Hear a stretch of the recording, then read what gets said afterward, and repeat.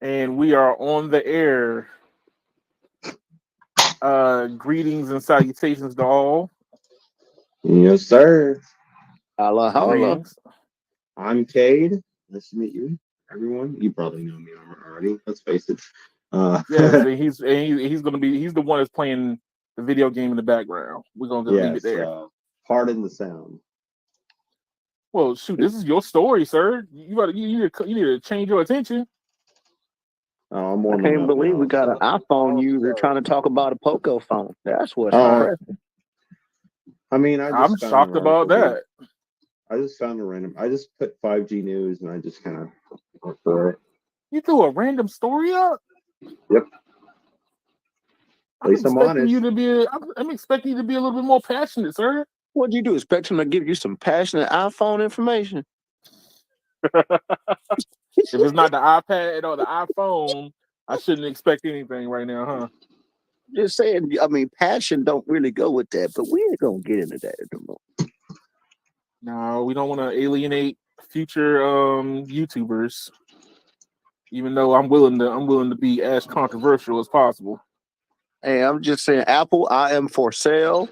If you would like someone to pretend to like your products, I can do it for a reasonable price. I think they got plenty of people that's doing it for free.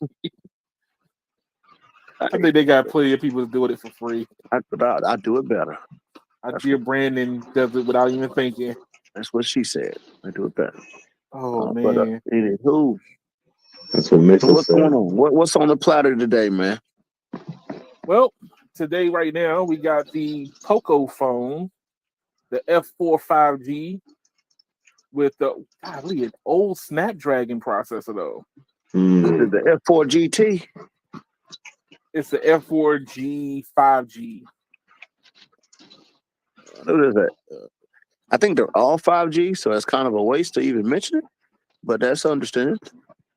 This is not even going into the series the series 1, Gen 1. This is the Snapdragon 870. This one is the 4G F4 GT, like you said. Okay, the Poco 4 F4 GT. Okay, so what we got here? We got a the F4 GT is a Snapdragon 8 Gen 1. It's 120 watt charging, 120 hertz AMOLED display. If you're looking at the GT, there is another 4, but the F4 GT is Snapdragon 8 G1, so it is flagship, not 870.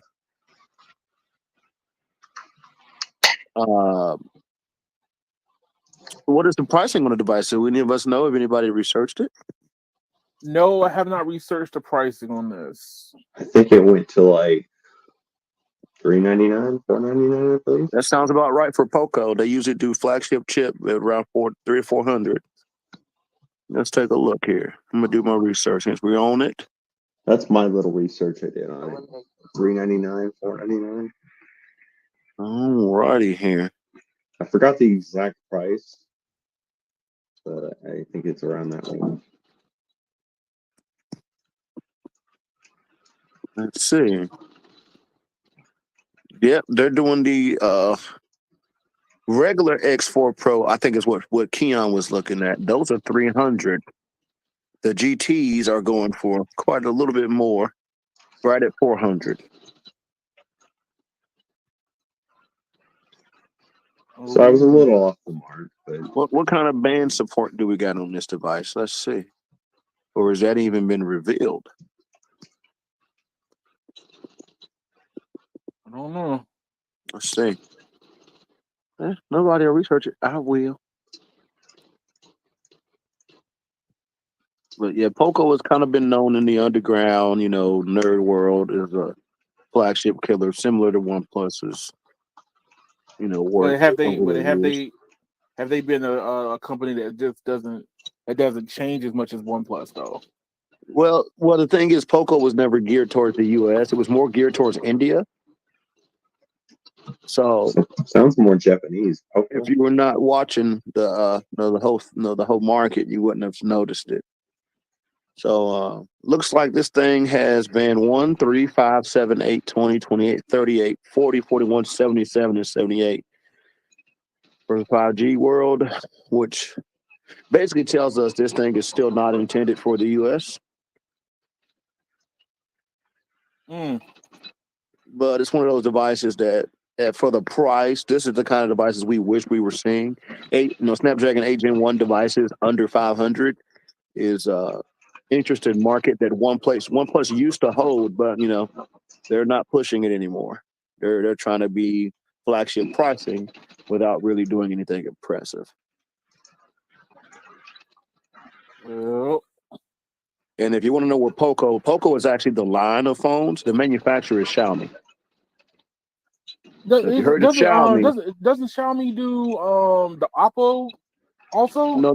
Oppo is its own brand. Oppo is actually the parent company for OnePlus. Oh. Yep. So when you get into the Oppo, that's on the OnePlus side of the lane. Xiaomi's a whole nother thing.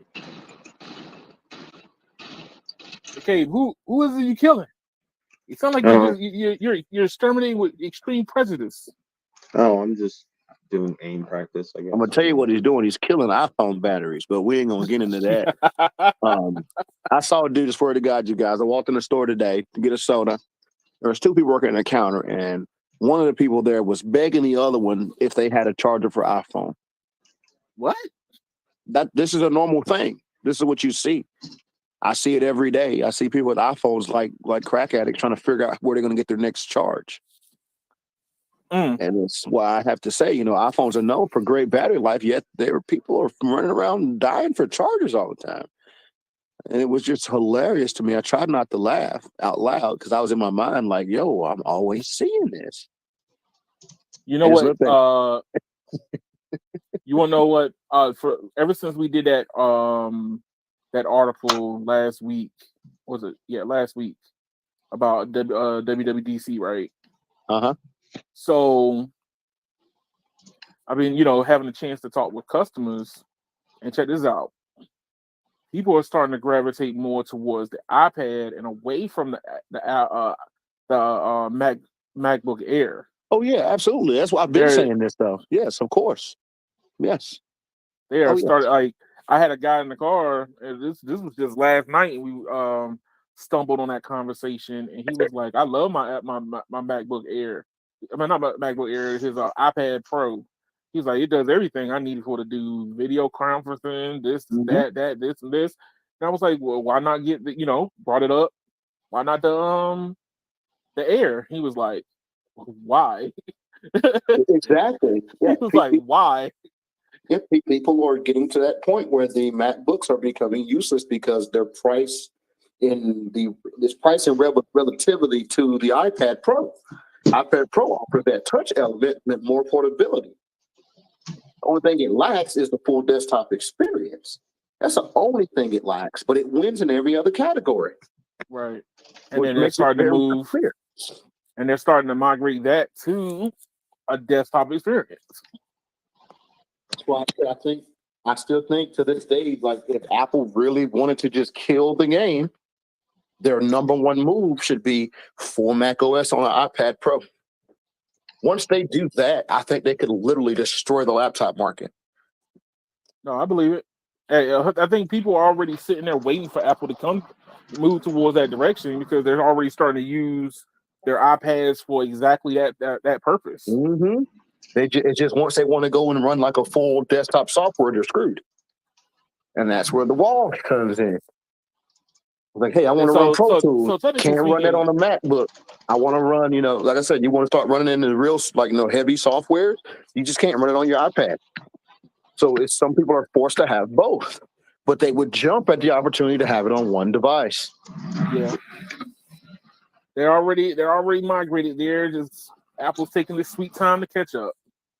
It's like they're trying to elongate the life of the MacBook. Well, when they could have took a Surface approach already. That's true. All right, so here you go. Mediatek.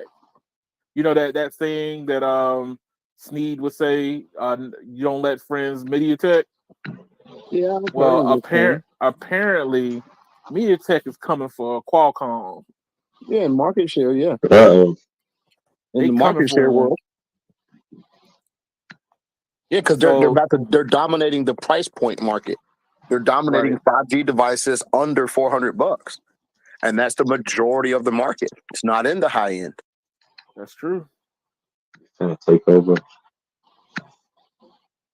So right here, what you need to know: U.S. market share for MediaTek has hit record highs of 45%.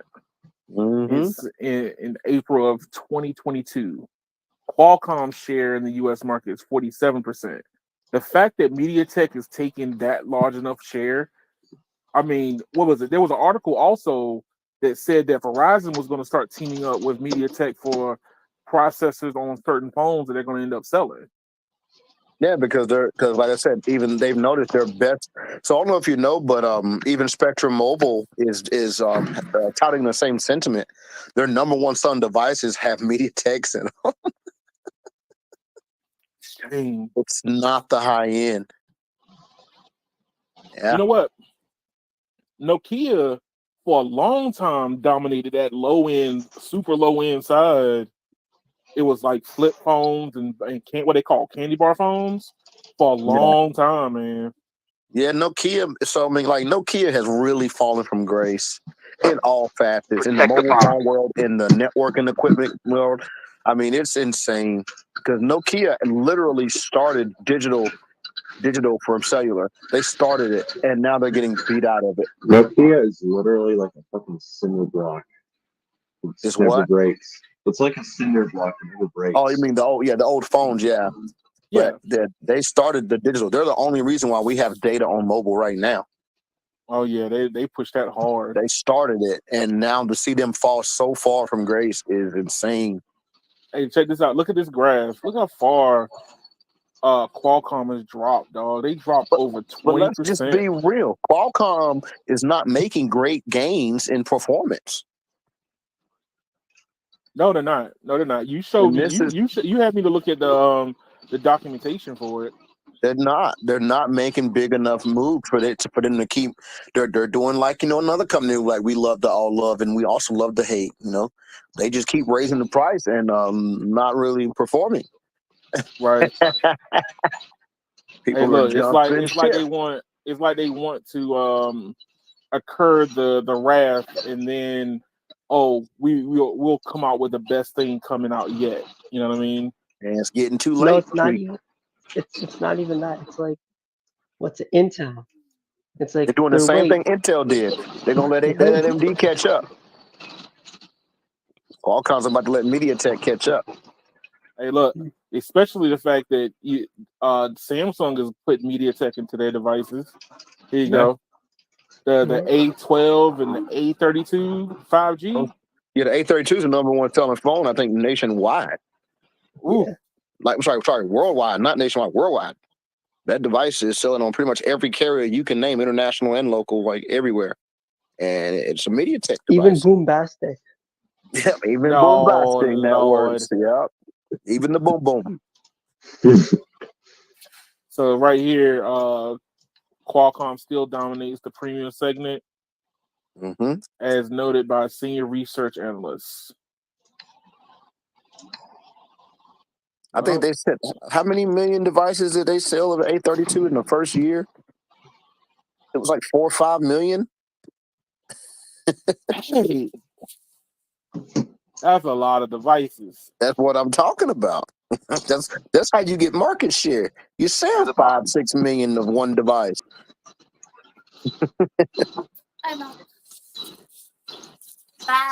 Bye.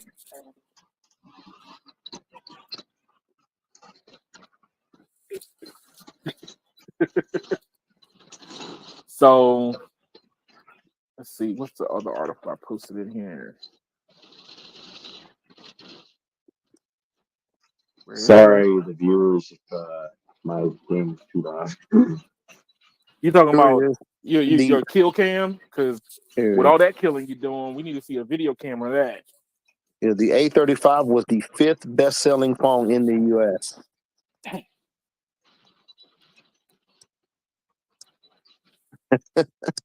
Mm. That says something. Well, you know what? Here's the thing. Now, what's going to end up happening is So more 832. more and more people are going to get exposed to Mediatek devices, which means they're going to be like, well, it still works. And that's What all they you got to do need, to people. what they got to do is get somebody. I mean, it's going to be hard. Like you said, the biggest problem we have in the U.S. with phones is there's really no choice. You're pretty much Samsung or Apple at this point. They're gonna Yeah, need either Samsung to jump on the boat, or they're gonna need a truly killer device to drop with a MediaTek in it. It's gonna have to be something special, and that's gonna be when Qualcomm really gets put against the wall. mm. And you know what's bad? All they gotta do is match Samsung. All they gotta do is match Qualcomm's performance that year. Is match it. That's all they gotta do. They don't even have to beat them. They just gotta Well, match it. I mean, it looks like Qualcomm is not trying either. So it doesn't look But like see, you gotta realize, they're doing anything to Qualcomm is try. getting double. They're getting double threatened right now. No, sorry, triple threatened. They got both Google and Samsung doing custom chips, and they Right. got MediaTek breathing on them. They're in a bad spot. The Samsung and the Google chips haven't caught on, but even like I said, Samsung keeps pushing, trying to get away from Qualcomm themselves. Yep. That's the last thing holding them up in the U.S. It's Samsung. If Samsung dropped Qualcomm, Qualcomm's done. They're That would be done. true. I mean, because the only phones that they will put out in the U.S. is Qualcomm devices for the high end. But that's because they couldn't get people to buy otherwise. But I'm telling you, it's going to be one of these days. If Qualcomm doesn't truly come out with something special, they're in trouble. Well, remember the conversation we had about the fact that Apple's M1, or basically their line of chipsets had more cache, right? Well, yeah, cache is probably the most expensive part of making any processor. So having sufficient cache and management of it is what makes processor run its best. But the problem is like, from what you showed me and what I've looked up, they're not trying to increase the cache any. No, they just keep boosting the clock speed and adding more daggum cores, that's all they've been doing. False inflation. Because I'll tell you right now, you can go back and get an 855. Get an 855 and put it next to an 888. Don't run a benchmark. Just use the two devices. You can't tell the difference. No, I believe it. You cannot. I've been doing it all week. I've been putting the S10 Plus up next to the 888, and it doesn't open apps any faster. Like I believe that. But if I run a benchmark, the 888 kills it. But in use, it doesn't matter. I believe it, 100%.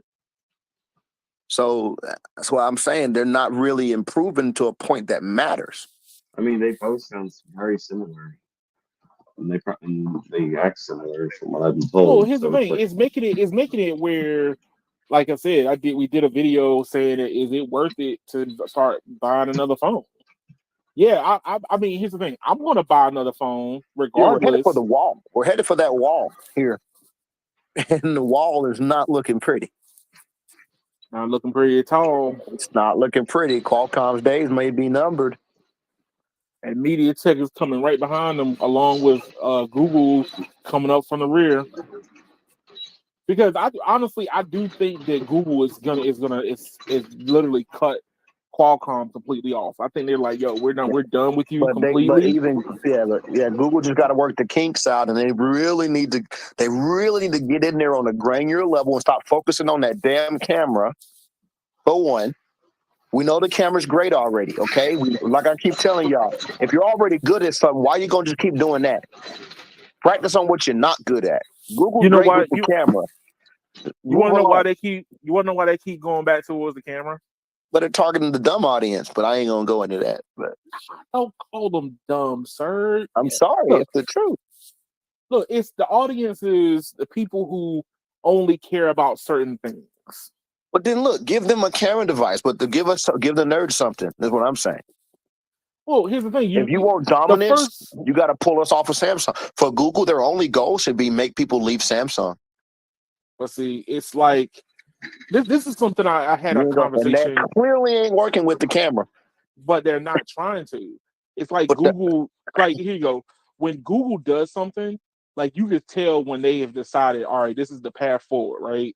It's a overt push. Like YouTube TV is an overt push. YouTube Music, they're pushing that hard, right? But it's like when they don't really push anything behind it, and they clearly have the better skill set because Samsung is only going to do the hardware, but they suck at software. Even when you give them the template to work from, they still suck at software. Look, yeah, but what? TouchWiz, it Yeah, took years for them to get away from TouchWiz for people to keep saying like, "Yo, TouchWiz is garbage." yeah. Oh, TouchWiz was okay, always garbage. It was always garbage. It was It's what pretty I hated bad. about Samsung phones. It's what I hated was TouchWiz, which is why I but gravitated towards Oxygen OS with OnePlus and loved it. Now the One UI is a whole lot like Oxygen. yeah, I mean they had to copy their competitor to be able to do it. The whole thing was simplify. That's it. All you gotta do is Yeah, simplify. That's it. but see now I don't it's mean in like what you could do. I mean simplify and hey, how does that work? How did you get to that point? Simplify. But yeah, but see like right now, from what I'm seeing that Google's doing, it's like they're partnering up with them to do their processor, their tensor chip, but they want to basically be where Apple is now, right? yeah, but you get there by destroying the competition. Yeah. But if Well, nobody's buying your phones, how do you ever gain so all I'm traction? saying is this: if I'm Google, right, I'm gonna dump all the code. I'm gonna just dump it, right? I'm Uh-huh. going to start from scratch, new code, and I'm going to building processor to run that exact code. That's how you get perfection. Versus build a general processor and then squeeze the code onto it the best you can. You shouldn't do that. That's where the problem lies. Well, part of the problem also was Qualcomm didn't ever want to update their chips. No, I'm Because saying even when they did Tensor, the new Tensor chip doesn't run good. I'd rather have an 888. yeah, true. That's all I'm saying. Even Google's so-called chip doesn't run right. Go and convert a video on that joint. Go convert a video. See how long you be sitting there. No. I believe you. I believe you. The Tensor made a lot of promises it didn't keep. Only thing they did was keep making that camera better. Well, that's the only focus. Because here's the thing: the only way you're going to be able to gain the nerd, it has to be a powerful phone. But as soon as you make a powerful phone, you're going to want powerful price. But if you want a cheaper but they phone, already want powerful price. That's the point I'm trying to make. but here's the thing: once your phone crosses into $1,000 territory, now you're playing against Apple and Samsung. So if you want to play in that higher than mid range, but below the premiums, then there's not much room for error. Like you can't keep having the same problems that the Google phones have been having. But how much is a Pixel 6 Pro, bro? I think I saw it When on release. How much was it on release? It's like $899. Basically right in that territory, sir. But it's hovering under. Not really, because I can get an S21 for damn $799. Yeah, but how much was the S22 when it came out? Oh, I didn't buy that device. I mean, don't get me wrong. My S21 Ultra, the Ultra was $1199, but everybody was doing promotions on them anyway, so it didn't matter. Right. So once you start getting into promotion land, all of a sudden the price doesn't matter. The $1,000 device ends up only really costing you like $700. Yeah, it's like if you have a $1,300 S21 Ultra, so you can get $1,000 trading credit, or you go with the Google Pixel but no trading credit. Yeah, that's what I'm saying. The carriers are not even trying to push it. Well, that's Google's fault. That's Google's fault because they need to bring reps into the store. Bro, why does Samsung make us push them? This is what Google needs to do. They need to come into market with a true flagship device that they have perfected. They need to bring it in for about $899 and then do a lower version about $699. And they need to kill everything walking. I agree. Once you kill everything walking, after that, you can then start gradually gaining that 100 as long as you're still killing everything walking. But if But you they, ain't killing but everything walking, you're always going to be the compromised phone. I had to My thing compromise is, to it get that doesn't device. matter right now. Even if the phone was like $500-600, It still sucks. it still sucks because of the censorship. Yeah. well, it's- I I'd rather don't have think, an I don't necessarily think, 832 5G. I don't necessarily think the censorship is so much the problem. I think you that haven't played with it's that phone then. it's the people's expectations for the price they're paying. Like here you go. What makes somebody, if you picked up the A15 or A13 or whatever that phone is that sells more phones than everybody else do. If Oh, you you know, the pick that up, A32. the Yeah, A32, you know what that you pick device up the was? A32. That device was your cheap way in the door to 5G Mm-hmm. at But all the understand, carriers. That's what it like was. I use my father's Nord 10 5G, right? That thing is slow as hell. Yeah, I got an But it's N200. $150. I got an N200, and it ain't painfully slow. It's But that's what I'm slower saying. than It's my slow. 888 chip, but it ain't painful. You want to know what the worst thing about getting like the cheap way into 5G? You may not get all of 5G. You may not get millimeter wave. You may only get like. But the thing is, the customers who are going for that device don't care about that. They're just getting in the door. These are the same people that would still walk around with iPhone 6s. That's the target audience for an A32 phone. It is not for the newest up the hip guy. It is somebody that needs to get in the door. That's not I had that same customer that has an iPad. I just told you all about. He's still rocking a 11. There you go. But 11 ain't the end of the world. It's not 5G. Right. But it ain't the end of the world either. It's like top tier LTE. It's like on the border of 5G, but it's like that one tier below. It'll give you a CBRS. But Real good CBRS. Yeah, the A32 is for the iPhone 6 people. Okay. At the same time the A32 came out the same time as the S21, correct? Should have been around that time. I think so. So the S21 is for the guy who had an S10. All right. The S22 is for the guy who had an S20. That's how that goes. People usually skip a generation anyway. Most people. Yeah. Nerds will get every single one, but most people skip. So a lot of people who are just running out of their agreement with their S20 grab the 22. And most people that ran out of their agreement with the S10 grab the 21. It's kind of how it goes.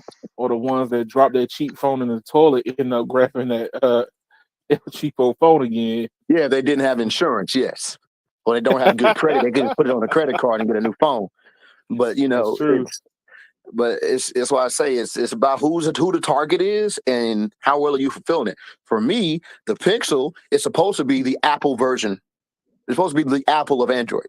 It's supposed to be. But that's how people who claim they love that phone talk about it. They talk about it like it's all Google, so it's going to be perfect. I'm like, then it wasn't. Well, you know what? Okay, so for somebody who used every single Pixel up to the Pixel 4. Okay, I bought every single Pixel up to the Pixel 4. I dealt with all the bug issues and the Bluetooth not working for one time and stuff, but it ran good. Like, it was one of those phones where I still have the OG Pixel today, and I could pop a SIM card, which I like to add. Never pop your AT&T SIM card into it. Long story, people. It's just terrible.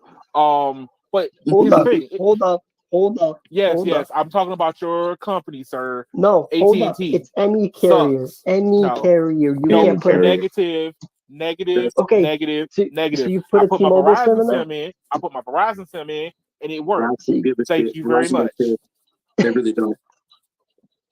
Put my AT&T SIM in, and it locked it down completely. I move my SIMs around all the time. Actually, I don't have those issues. But back when I was on AT&T, it would be a pain if I tried to put it in another device. Sometimes they would actually. No, but my thing is, why the fuck would you be moving your Pixel from a Fold 3 to a Pixel 1? It shouldn't matter. Why not? It shouldn't matter. That's the question. If I want to do it, they're my damn phones.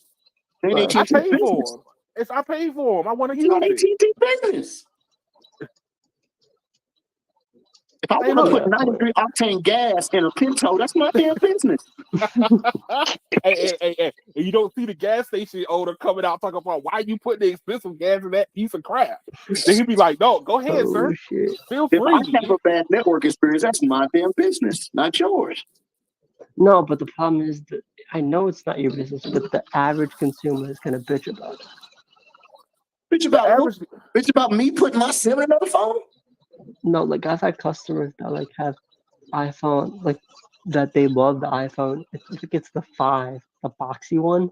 So what do okay. you do to that customer? You explain that it's not supported and you move on with your day. You don't revoke their goddamn SIM card. Yeah, I do that, but they bitch about why the service is bad when they had an iPhone 11. That still has nothing to do with what he's talking about. He's saying he moved his SIM, that SIM got deactivated. That ain't got a thing to do with that. As a matter of fact, That means what that you're means. talking about worse, not better. Yeah, but see that help them. what that means is AT&T actively sought out to make my day bad because they want me to come into the store and run into that same guy that was trying to sell me something and told me the only way that I can fix my SIM card is to buy something. And you want to know something, Ash? If he would have been on AT&T prepaid, guess what would have happened? Nothing. Wouldn't have never happened. They'd have never revoked that SIM. So they wanted this to be up there. They would have thought Edmund as a homeless person. Oh shit! They probably would have. But guess what? A homeless person who's paying that $95 because they raised their prices. So whatever. Look, I'm still paying that price even though they raised it. That's Does like it matter? my sister-in-law is walking around with an iPhone 7 on T-Mobile wondering why her signal was trash. Well, guess what the iPhone 7 don't have? It doesn't have 71. 71. Doesn't have 71. Now is that now Oh, it doesn't even have 66. So they just blank her SIM card because of that? No. T-Mobile There you gonna be go. like, man, we hope that band 2 holds on. Honestly, I honestly wouldn't be surprised if they were to kick her off the network. They No, wouldn't though. That's my they point. They wouldn't. won't. They won't. I'm telling you, Man, they don't give a shit. They're gonna throw her on band 2. I mean, not band 2, band 12, and That be like, phone does have hang band on 12 for your though. day. Hang on for dear Yeah, it life has there, band 12. buddy. Yep. They're gonna be like, hang on, somebody will be with you soon. She was But asking if me she how the would've heck had I had the service in the building because we original both had T-Mobile. She was wondering how I had service and she didn't. I was like, "You got the old ass iPhone 7." There you go. And she was all, "Oh, you just hating on Apple." I'm like, "No, you literally got the phone that can't connect to the shit I'm connected to. Like, I'm not trying to be funny, but if you want me to be funny, I can give you the smoke." Oh no. No, radio. But if they were to have the Are you iPhone- considered the anti-Apple also? No, I'm not anti-Apple. I'm anti-bullshit. No, Yeah, but there's he's a not difference. lying. He's not lying though, Oh because no. Hey, look, on the Facebook group that I'm in, like people were complaining, talking about like because early part of the merger, they're like, I can't get a service. I switched to the TNX SIM, and I'd be like, so what phone are you rocking? Oh, iPhone 6. Yeah, you're not going to get anything. Do Like, you know where this comes they from? don't even have You know where it comes they don't from? even have band 12 on that phone. So you got to remember, the iPhone people always tout that their devices last longer. That's what they tout, right? Well, that also means that they try to use old, outdated devices that ain't gonna work Yeah. properly. Oh snap! Somebody tweeted to me. I think I saw it on a tweet that Apple is going to stop support on the iPhone 8 now. So I believe it. everything No. below The iPhone 7 and 6S. was it the 7 and 6S? Yes, it's the iPhone 8 is the start of it. Okay. Yeah. So I mean that there go all those people that 6s and up. All I'm saying is when these people do have devices that are about to be unusable or whatnot, I think if since they believe in Apple should be the one to tell them these things. Apple should say, "Here's a message out. Hey, you're currently using this network. By the way, you might want to upgrade your phone." Look, people don't want to go into the store because if you breathe in too much of the pixie dust, you're gonna start buying phones. That's why they know that once they walk in there, they're gonna walk out with a phone. So think about it. I'd rather complain But the to thing everybody is, else. no radio that they're probably gonna be like, oh, they just want my money. Hey, they can feel that way, but at least when they start arguing with the carrier, at least the carrier's telling them the same thing Apple said. That's what I'm saying. Yeah. Hear But from the the horse's thing mouth. is, they're still gonna be like, oh, it's AT&T and Apple trying to get me to buy a new phone. Hey, then don't buy a new phone, but don't be bitching about your connection either. No, you know what Hey. they're gonna say? There's just interference with the trees and the birds.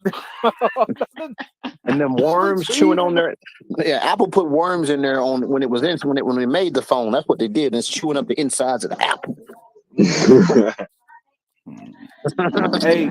Hey, I don't want people to think that I'm anti-Apple. So here's I'm not another anti-Apple. story. I'm just Hey, look. anti-bullshit. When Apple stops all the bullshit, I'll get an iPhone. Hey, look, I got I a thought you good gonna story. try on the iPhone no radio. No, that's called try. I said I'll seriously get one when they stop all the bullshit. Until they stop all the bullshit, So I will you It's not. not want going to USB-C? happen. There you go. It'll be So the you want 33rd, right? USB-C and no nods and the Third freedom to party do app whatever. installation. A I need to be fingerprint able to sensor on install the apps back. from third party locations. Hey, no radio. A fingerprint sensor on the back that uses the Apple logo. I could care less about that shit. No, I don't care about that. Hey, look, we're gonna just add to things that we wish could happen. All I need is third I party want a app 3D. installation. I want a 3D phone. Oh, here you go. Of all the useless things. I want the screen to just pop out everything. You might not want it to pop out whatever you were watching on porn last night by accident in 3D. Oh shit. God! You be sitting in church and bam. I come into here and this is the first thing I hear is this. Yeah, they couldn't. It gets bad. You're like, man, I thought I closed that tab. Dang it. Trying to close the tab. Thought I Bro, that closed that legit tab. happened. Oh no, really? You always have that one person with that awkward ringtone. Yo. Always. No, bro, I had this person. Not this person.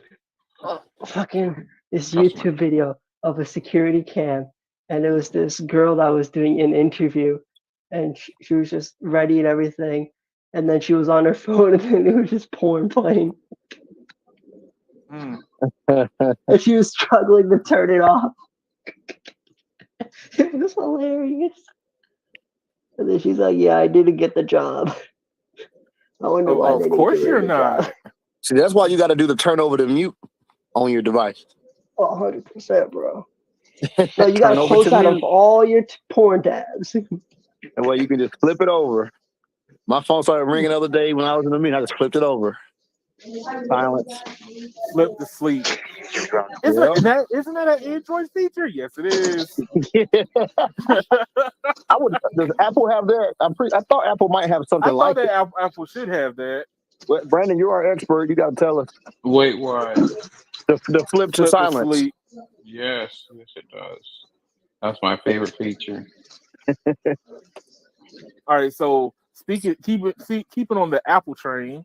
So Apple from that conference, passkey. Getting rid of passwords, baby. We're finally going to get rid of passwords. So this is just some third-party they didn't give that much information about it in the keynote, so we really They don't really know. have to. I mean, the premise behind it is basically like a public key and a private key. So it's a public key, private key setup. So you don't really need passwords anymore. You just need to be able to authenticate who you're talking to. Yeah, but then the problem is, what if you don't have your iPhone at that point? And you want to get on the website? It goes according to your account. I'll give you an example, you guys. So the reason why I hate Apple security protocols, prime example. I'm currently having some issues with my Apple account, right? So I'm gonna log in and do the password reset. Well, guess what I have to have? I have to have one of my Apple devices. I have to. Oh, it's not even optional. I can't like call a rep, give my social security, blood type. I can't do none of that. I have to be home where my Mac is to say yes, I'm trying to do this, and that is annoying to me. It's called security.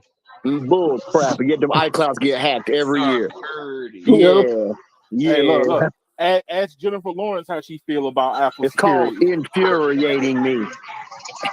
Security. Nah. At least like when Microsoft has Authenticator that you can install on multiple devices, it don't have to be a Microsoft device. An Authenticator, you can get past it. Have you used Authenticator, Keon? Yes, I have. I have it on Love my it. device Yes. now. Freaking love it. Oh yeah. I don't even. I can use somebody else's authenticator I can in my account. Yeah.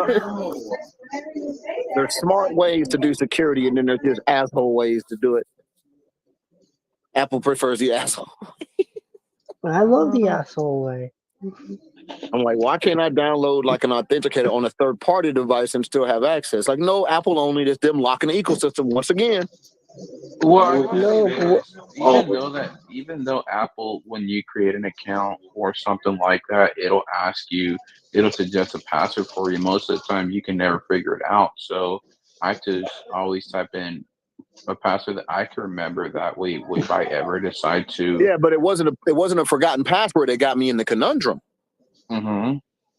That's the thing. But one of the things is, I can still log in. I'm just trying to do something else, and I can't do it without the verification. Right. And that's what annoys me. they need your Apple tax verification. You gotta pay your Apple tax. Like, say you were going to go get an Apple card, right? I have to do the freaking verification. I can't just log the freak in like I've always done since freaking 2006. Hey, Kay, are you okay in the background? I'm fine, man. Mitchell's over there putting in work. Oh no. But anyway, God damn it, no. Gosh. Oh, hey, he That's a didn't shame. even miss a step. Oh man. what we got here? Robot. No, this is the article. I was highlighting the fact that they're part of the FIDO Alliance, the group on solving the world's password problem. Yeah, that's the thing. So they're using a standard from the looks of it. No, Apple isn't using standards. So Apple's creating their own standard, but is joining that other everyone else's group. Oh, you mean like can you Matter? do me the biggest favor of your life? What's that? Look up the definition of 5G. Look up the definition of 5G. Yeah. Simple. 5th generation network. That's it. That's the No, whole I want to see definition. the definition. That's of it. There is no more terms to it. That is it. No, look it up because they don't That's match why my you're looking up standard. Why do you LTE need in to look it up? 2007 and you thinking that definition is true. Why do you need to look it up? Because there's no difference to what we see now. Oh God. Let me ask you a question, Brandon. Because since you're an Apple user, until Apple does it, you're not going to be amazed by any of it. Looking at the same thing. You want a definition, Brandon? Uh-huh. In telecommunications, 5G is the 5th generation technology standard for broadband cellular networks, which cell phone companies began deploying in 2019. That is your entire definition, sir. There is no speed to define it. There is no ping to define it. All that other stuff is called speculation. Hey, Brandon, you've been watching that guy from Florida too much, sir. Oh wait, hold on. I'll be right back. Damn, but if you want to know on a very basic level what the big difference between 5G and LTE is, it's how large channels can be. That is it. That is literally it. Bigger channels. They could have called it. They could have kept it as LTE and done the same thing. They just chose to call it 5G. It's not some new planet. It's not some new. Hey, look. You knew they didn't have anything when they called it new radio. Okay. look. I was like, no, nothing fancy. No. And they're saying that eventually top speeds up to 10 gigabits. And considering millimeter wave on Verizon, we're halfway there already. Yeah. So, just saying. No, not XLTE. LTE. And Verizon's only using 800 megahertz when they got like 1800. So it's going to be pretty easy to hit 10 gigabits. XLTE was basically just it's 4G plus. I said XL LTE. See, you got to add the XL part before you get to the LTE. But for real, XLTE was basically just mid-band, wasn't it? XLT, LTE. No, it was actually aggregation. It was carrier aggregation. It was higher aggregation, technically. So basically, before you got the LTX, LTE by Verizon and whatever you want to call it for everybody else, you only got one band sent to you. It would be like band 13 or band whatever. Let's say that if you got into the city, it might have been 66, but you never got all of them sent to you. So you just get to aggregate to more bands instead of just So what Verizon did in the first stage was 66 and 13 together. That's what XLT was. That's it. That is literally it. It was aggregating two bands. And then when you got down in the country, it was like, screw that. Exactly. You're going to be 13. Like you get 13 or 5, homie. 13 or 5. You pick. Yeah, 13 only, buddy. Sorry. You are not important. And when they added MIMO, it made the range better. And that was extended range XLTE. Hey, look, man, they needed a new word catchphrase. It's about marketing, man. You see it's working for T-Mobile now. Think about it. AT&T called it LTEA. That's not cool. Verizon just called it XLTE, but it's the same not cool either. thing. Come on, no radio. It's about marketing, baby. You gotta be able to sell this to people. It's Look. He said, "What does it actually mean? No one knows, but it gets the people going." What movie was that? He said, "It's provocative. It gets the people going." It was what's his name? The actor Will Ferrell. Yes, Will Ferrell. He said, "No one knows what it means." He said, "Nigga, the Paris alley going bananas." He said, "What does that mean?" They going gorilla. Wasn't that in like a JC song or something? Yes. Yeah, it's Jay-Z and Kanye West. It was the Jay-Z Kanye West. The N-word in Paris. Mean? What does it actually effing mean? Man, it has my man's voice so powerful coming back talking about, but it gets the people going. Gets the people going. But yes, all we getting out of 5G is bigger channels. Bigger channels means more speed. More speed. Because technically, the only way LTE was getting any faster was to have like 20 megahertz carrier ad going. Yes, I understand. The cell towers was not going to be able to handle that. And they're like, yo, the 20 megahertz thing is kind of hurting, guys. Can we go bigger than 20? They were like, well, yeah, we'll go bigger than 20. Yeah, we'll call that LTE plus. No, let's call it 5G. Yep, there you go. Hey, look, if they only added extra 20 megahertz bands on, Dish would not be a company. Carrier ag would be up to 14 carrier ag by now. Yes.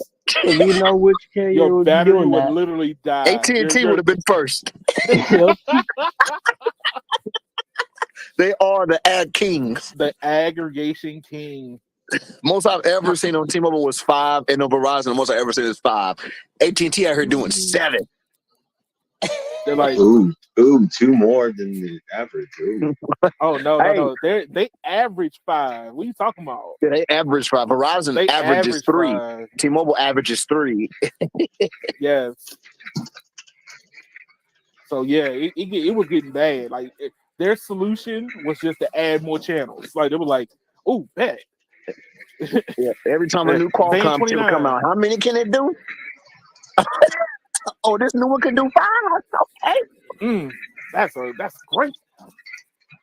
Which is why which is why their same approach is still going into new radio, is because look at it. Look, smaller channels. They didn't go against Verizon to get anything from C-band, right? So they only got like 60 megahertz nationwide, which is one channel. Then the DoD spectrum is 40. Like they're just doing the same stuff all over again in the new generation. 75. Hold up. What do you mean 75? DoD. No, it's not 75. It's like Oh, it was 70. no. The max was 40. The max any one carrier could get was 40. Now you can look that one up. The max that any one carrier can get in the DoD spectrum a total was of 4 40. blocks or 40 megahertz per market. They put the blocks in 10 megahertz chunks. That's how it was auctioned off. So he's correct. The most was 40. 40. Yeah, I'm looking at it right now. They got 60 in C-band, 40 in DoD. So they're just starting the same problem all over again by just carrier aggregating as many bands together as they can. Yeah. My thing is, if they do all of that on NR and just leave the LTE alone, and then add what's it called, KU band on top of that, bro, AT&T is going to be amazing. That's if you if think they're about able to do KU band. They're going to do KU band. Hey, look. They petitioned for it, Keon. They petitioned for it. So I hear you. When will T-Mobile get their calling right? Never. Wow. First of all, my calling is perfectly fine. My calling anyway. Like I said, I can't call it for your calling. But I don't live in Jersey.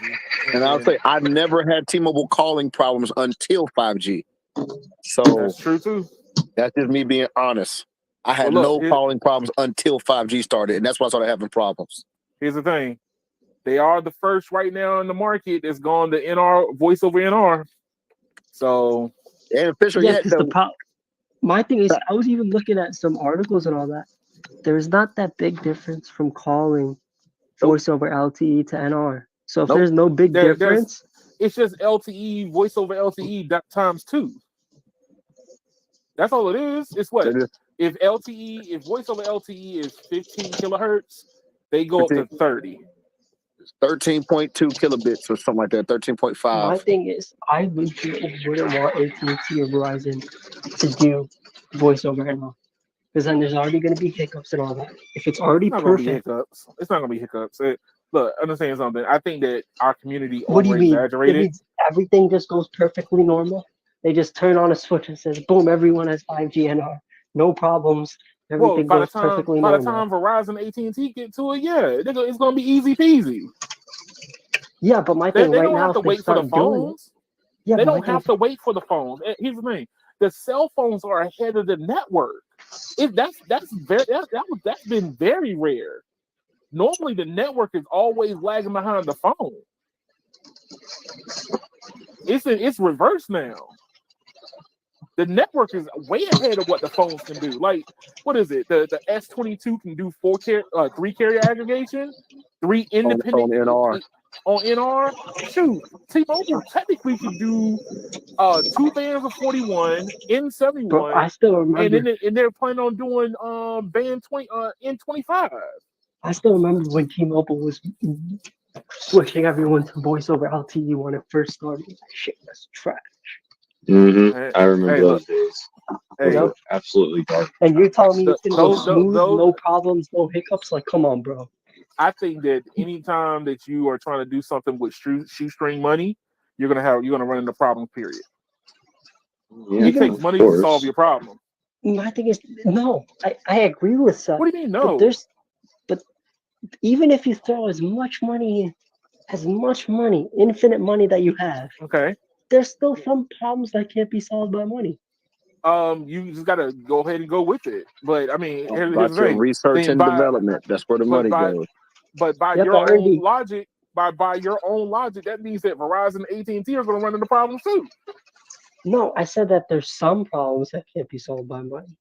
Okay, so like I said, obviously, if there's coverage, money can solve it. You just pop a tower somewhere. That's true. But guess what? Here's the thing: that T-Mobile end up taking over other markets that should have never been touched by just getting band 71 and N71 on air. With them just getting that band up gave them the coverage they're needing. Now you want to if anybody else want to dismiss that, fine. But guess what? RootMetrics is not. If you believe in RootMetrics is not lying. They're pretty trusted in the tech community. Yeah, until this last quarter, got questioned. and the conspiracy brothers come out. Yeah. Conspiracy theory on if T-Mobile conquered a certain city. But the thing is, like I said, from what I'm hearing from Ash is like no matter what T-Mobile's going to do, they're still going to fumble the ball regardless. And I No, my thing disagree. is with I voice over disagree with NR. They've shown us that when transitioning to voice over LTE, it wasn't good. And you're just gonna tell me that transitioning from voice over LTE to voice over NR is magically be super smooth, no problems, no hiccups, nothing's gonna Okay, go so let me wrong. ask you a question, Ash. I want to ask you a question directly. How long have you been on T-Mobile? At least over 5 years. Over 5 years. So you've been on a lot longer than me. So Well, I feel bad for you, bub. So during the LTE voice over LTE era, what happened? I want to hear from you. What happened? It was trash. No. Don't say trash. Don't describe to me what it was doing. The exact symptoms. Yeah, I need to hear what the symptoms were because understand when I was on Sprint was garbage. It barely dropped calls. It barely connect, and then sometimes we couldn't just hear the other person. A lot of times that's coverage issues. You're talking about everywhere. coverage issues. So let's look at it like this too. Even when I was look at it next like to this the too, guys. tower. The LTE required more coverage than the technologies before it. So if you turn on that voice service and you still don't have the coverage, you're going to have problems. That's the reason why when you get Cell Edge, it would drop you to HSPA. Right. Because that was the biggest thing. It was coverage. It wasn't the technology. It was lack of coverage.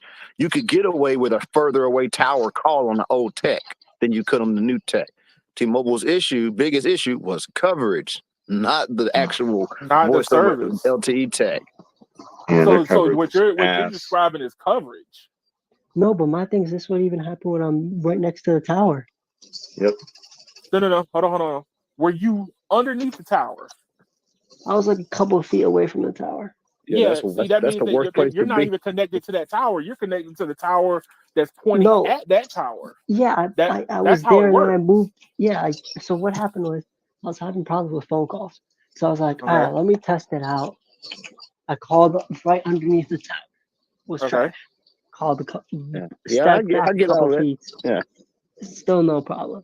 Went like 4 or 5 car miles back. This, though, Ash, it was that bad. Why did you stay? Because I had this company called AT&T. That's why. It's called. But then you didn't stay. When I had college problems, I left. I didn't stay and complain. Yo, I was getting. You know what? Already, I was getting ready to quote that. I'm just being real. When I had problems, I didn't stay and complain. I was getting ready to quote my inner Huey, dog. Oh my god. When I have bad coverage, I go. When he gets bad coverage, he stays. He stayed. He went boondocks on him. Oh, no radio. She saw piss. She stayed. Yes. I see P. I boo. She liked it. No radio. Do you want Verizon and AT&T to move voice over NR to 5G? Voice over LTE to voice over. You want to know the honest truth? I don't care because I don't use regular calling anyway. No, but like if you were, would you want them to stay? I don't care what they do as long as it works. I mean, that's all you really want is for it to work. I don't care what they do as long as it works. That's true. I mean, that's all you can ask for at this point is to get it to work. I wish I lived in Portland and Salt Lake City so I could try out their voice over NR so I can see how well it works. It's not that good. How do you know this, sir? How do you know this? And you've been to Salt Lake? No, I said from someone's experience. Obviously, I haven't been to Salt Lake. But then you just said it doesn't work. It's just like people told me that Verizon worked great in Florida, and when I went, it was trash. Well, you can't trust everybody on the internet. Hey, look, understand something. Except Mitchell. Oh Lord. Look, people have their opinions, and a lot of times they like their personal opinion will override certain things. So only thing I'm Like saying honestly, is I'm pretty true to my word. Like there's yeah, a some lot of places where people, but a lot of AT&T, people aren't. like A today, lot I of was people showing where exaggerate T-Mobile stuff was that doing ain't amazing. true, or they downplaying things that are true. It happens. Yeah. Hey, look. According, The according to reason the why internet, Verizon should have been great in Orlando. It was the worst network experience I've ever seen on any carrier. they must have been only talking about the bars, sir. They wasn't making doing anything except driving I've through. never seen worse, bro. I've never in my life seen worse. 3G was faster Woo. than what I found in freaking Orlando. Man, look. Only thing I'm saying is, if for me personally, if their NR voice over NR is working the same exact way it is here in DC, it's looking pretty good. Because when I put my phone in NR only and make a phone call, I can hold that phone call everywhere I go. Sorry. What if you go to a tower that doesn't have voice over NR? I mean, Then that it doesn't have drops. voice over NR. It literally just drops. But the Like it way that doesn't go back to LTE. because I don't have the LTE bands on. So if I turn off everything except NR and there's nothing for it to fall back on, then it's not. It's just like walking into a dead zone, right? You got has to have a but I'm talking about when you actually connect the voice over NR and you have the LTE bands connected. Then it's supposed to fall turned back. on.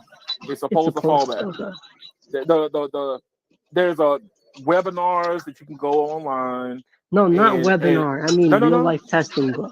And look, Dog, I don't have. you acting like Verizon don't fall back to freaking 3G. So, like that never happened during LTE.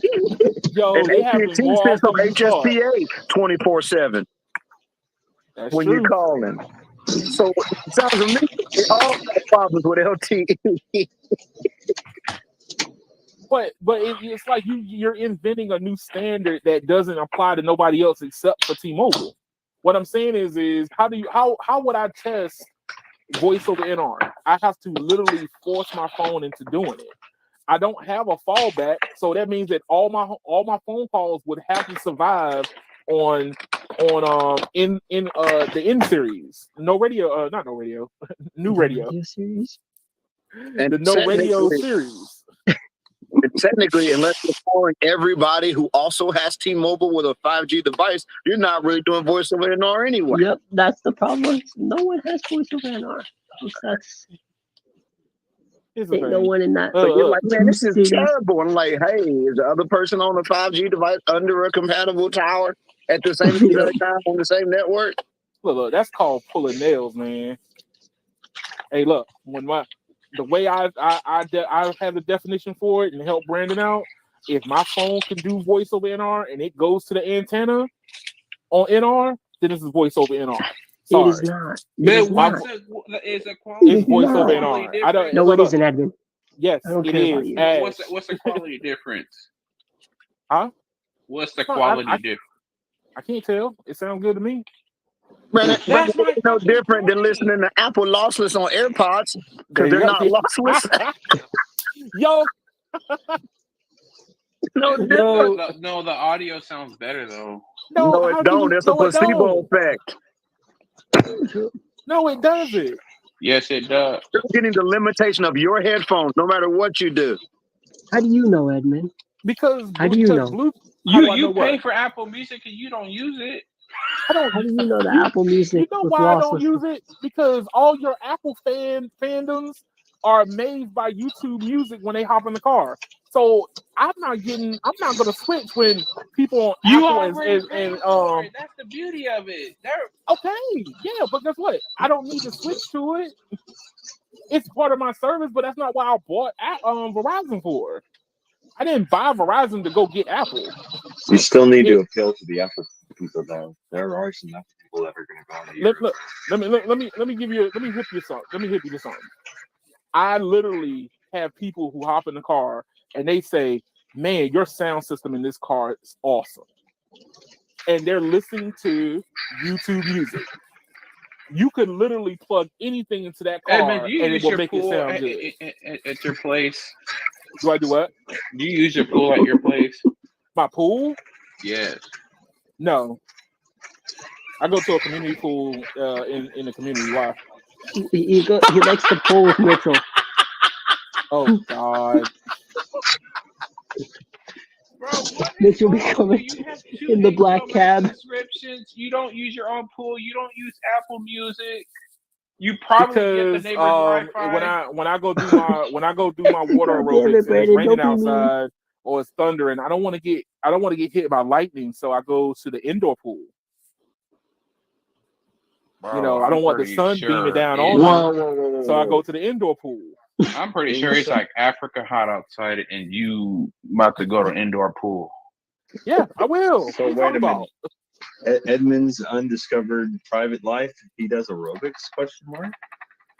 Yeah. Hey man. Holy Yeah, shit! at least that's exercise. You know what I mean? I gotta do exercise, man. Shoot. But only thing I'm saying to you is this: is the voice over NR is there on your phone if you have an Android phone. Just because it's not on the iPhone doesn't necessarily mean that it doesn't exist. So all the naysayers, just because Apple doesn't Hold up, do it does doesn't necessarily exist. mean It does exist. it doesn't mean that it doesn't exist in real life. To get true voice over NR, you would have to have both phones on voice over NR. No. See, you're doing that thing again, Ash. See, you're stapling something that you feel that somebody doesn't deserve to have instead of just saying voice over NR. The qualifying for voice over NR is it runs through a codec and it's translated at the core. But the core translates it back to LTE. If you stay on if you stay on an LTE device and I am on an NR device and I'm calling you from Utah and it says that I have voice over NR, does that make it my voice over NR not true?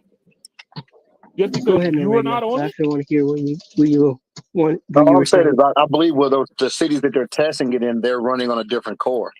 Yeah, but my thing is the actual core that the majority of the people are in. Yeah, but we ain't talking about the majority. We're talking about two cities. Yeah. Mhm. But what I'm talking about is this whole notion that if it doesn't happen for your particular favorite company, that means it's not real. Guess what? Verizon and AT&T. Verizon doesn't have 5G NR. Yes, and because Verizon and AT&T don't have it, that means T-Mobile's not doing it for real. T-Mobile has fake 5G NR. See, that's what I'm saying. See, so it's the truth. No, it's not true.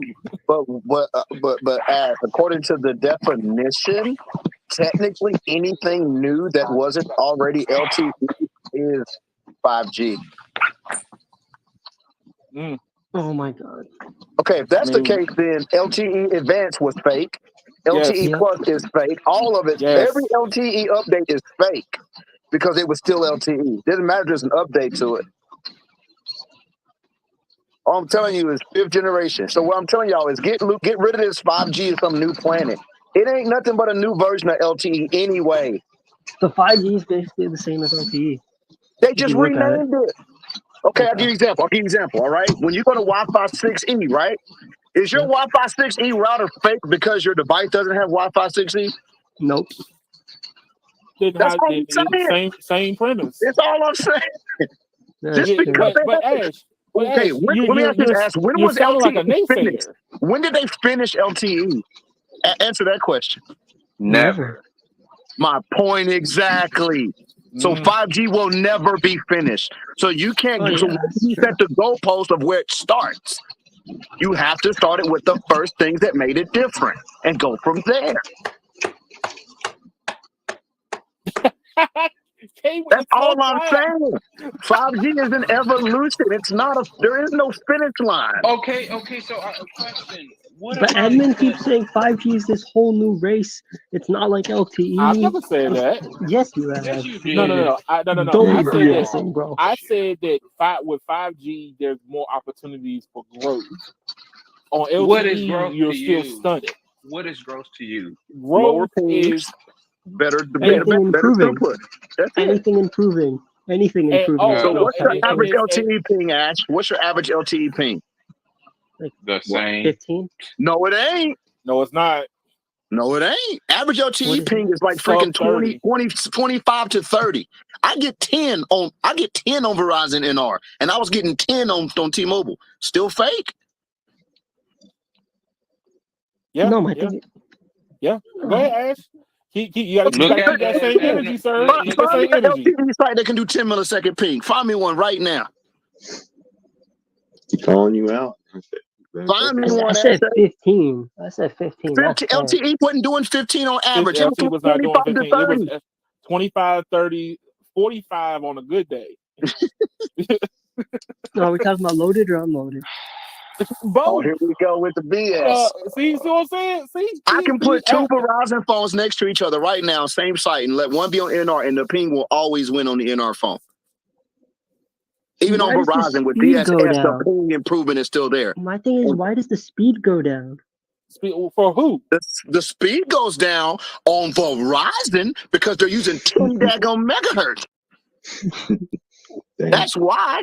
Edmund, I got a question for you, buddy. But What's up? everyone who knows anything about networking knows that Don't ping be is more important than oh, speed no. because No. speed is a fake What's up, measurement buddy? anyway. That's true. No. What do you think about what do you think about Neville Ray said last week about him going to a 5G only network and then kidnapping all the No, LTE it's shit? not even the 5G network. It's LTE is done. There's no use for LTE. That's what he said. And Okay, he's correct. That means there's no point in expanding any more LTE.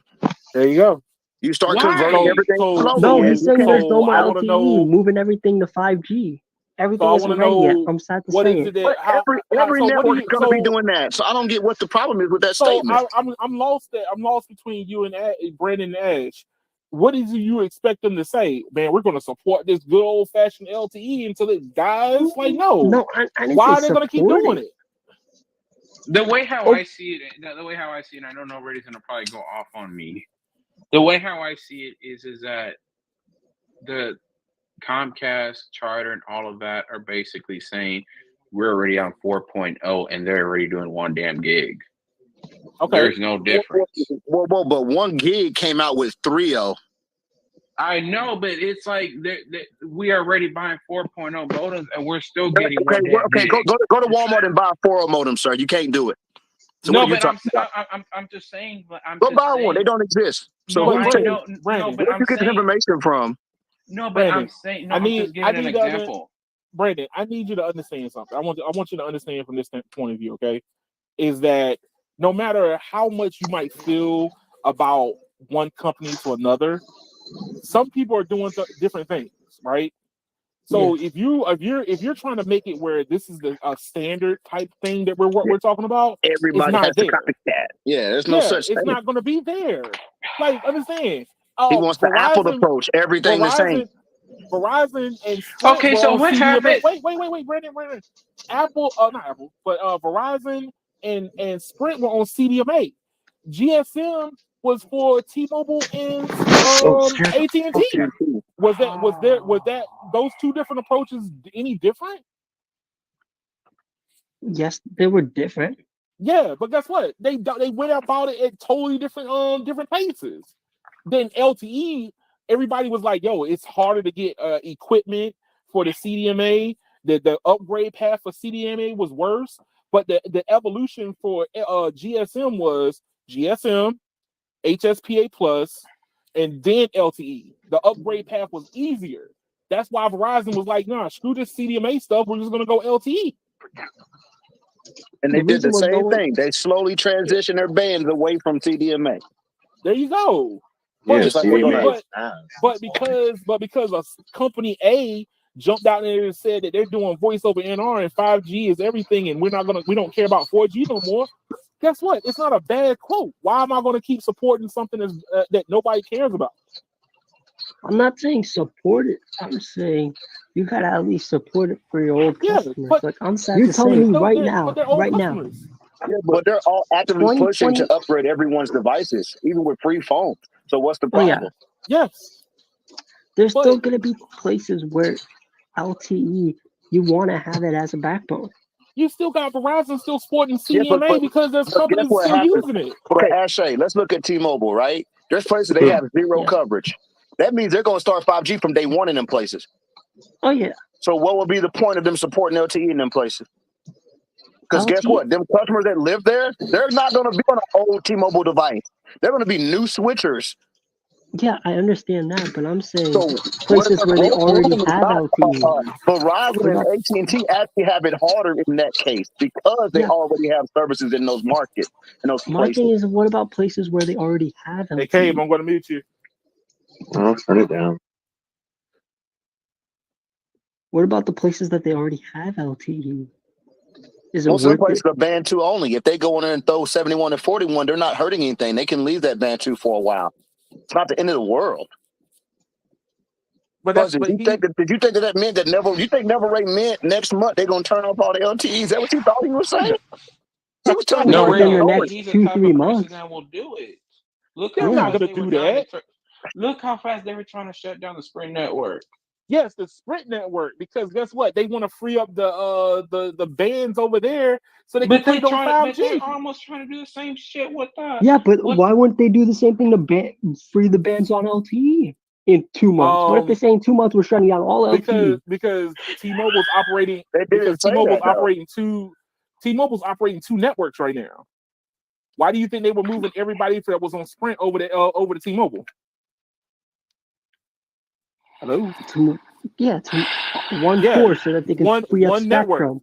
Using one network, not one spectrum, one network. Yeah, one network so that they can use that spectrum. They were planning on using that spectrum onto that 5G core. But they're supporting LTE. Yes, but my thing is the next thing they can do is just say, hey, we're getting rid of that LTE and we're going to put it on 5G. I do have a question. We're going to be the new marketing company, 5G only. Why are people using CDMA though? Like, what's the point? Like, it's bad. I mean, because here's the thing: companies don't like to upgrade, and then they force everybody else to stay on their standards, which is why XP stayed around for as long as it did, and it should have died when Vista came out or when Windows 7 came about. Like, but guess what? But companies cried, please keep supporting it because our hardware doesn't run on anything else. Hell, Carlos found a daggum site out there somewhere that still had old school antennas on it from Verizon. Like, it's bad. Like, I don't know. I can't imagine it's 5G. But here's the deal: CDMA in a rural setting, and I mean true rural, is going to actually get you better coverage. There you go. So that's the reason why a lot of them rural places are still CDMA, and they're getting killed off. But what about the 5G? Wouldn't that reach farther? No. But my thing is, Edmund says we want to get rid of upgraded into a transition to a new network, type. They had to put more towers, not less. Yeah, but if LTE requires more towers than CDMA.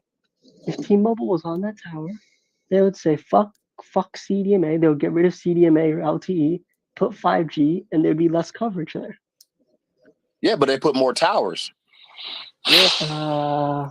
That's what Verizon had to do to go LTE. Is more towers to cover the same area. T-Mobile is putting up more towers over there. T-Mobile just put a site up in Ramsor. I believe that there's a God.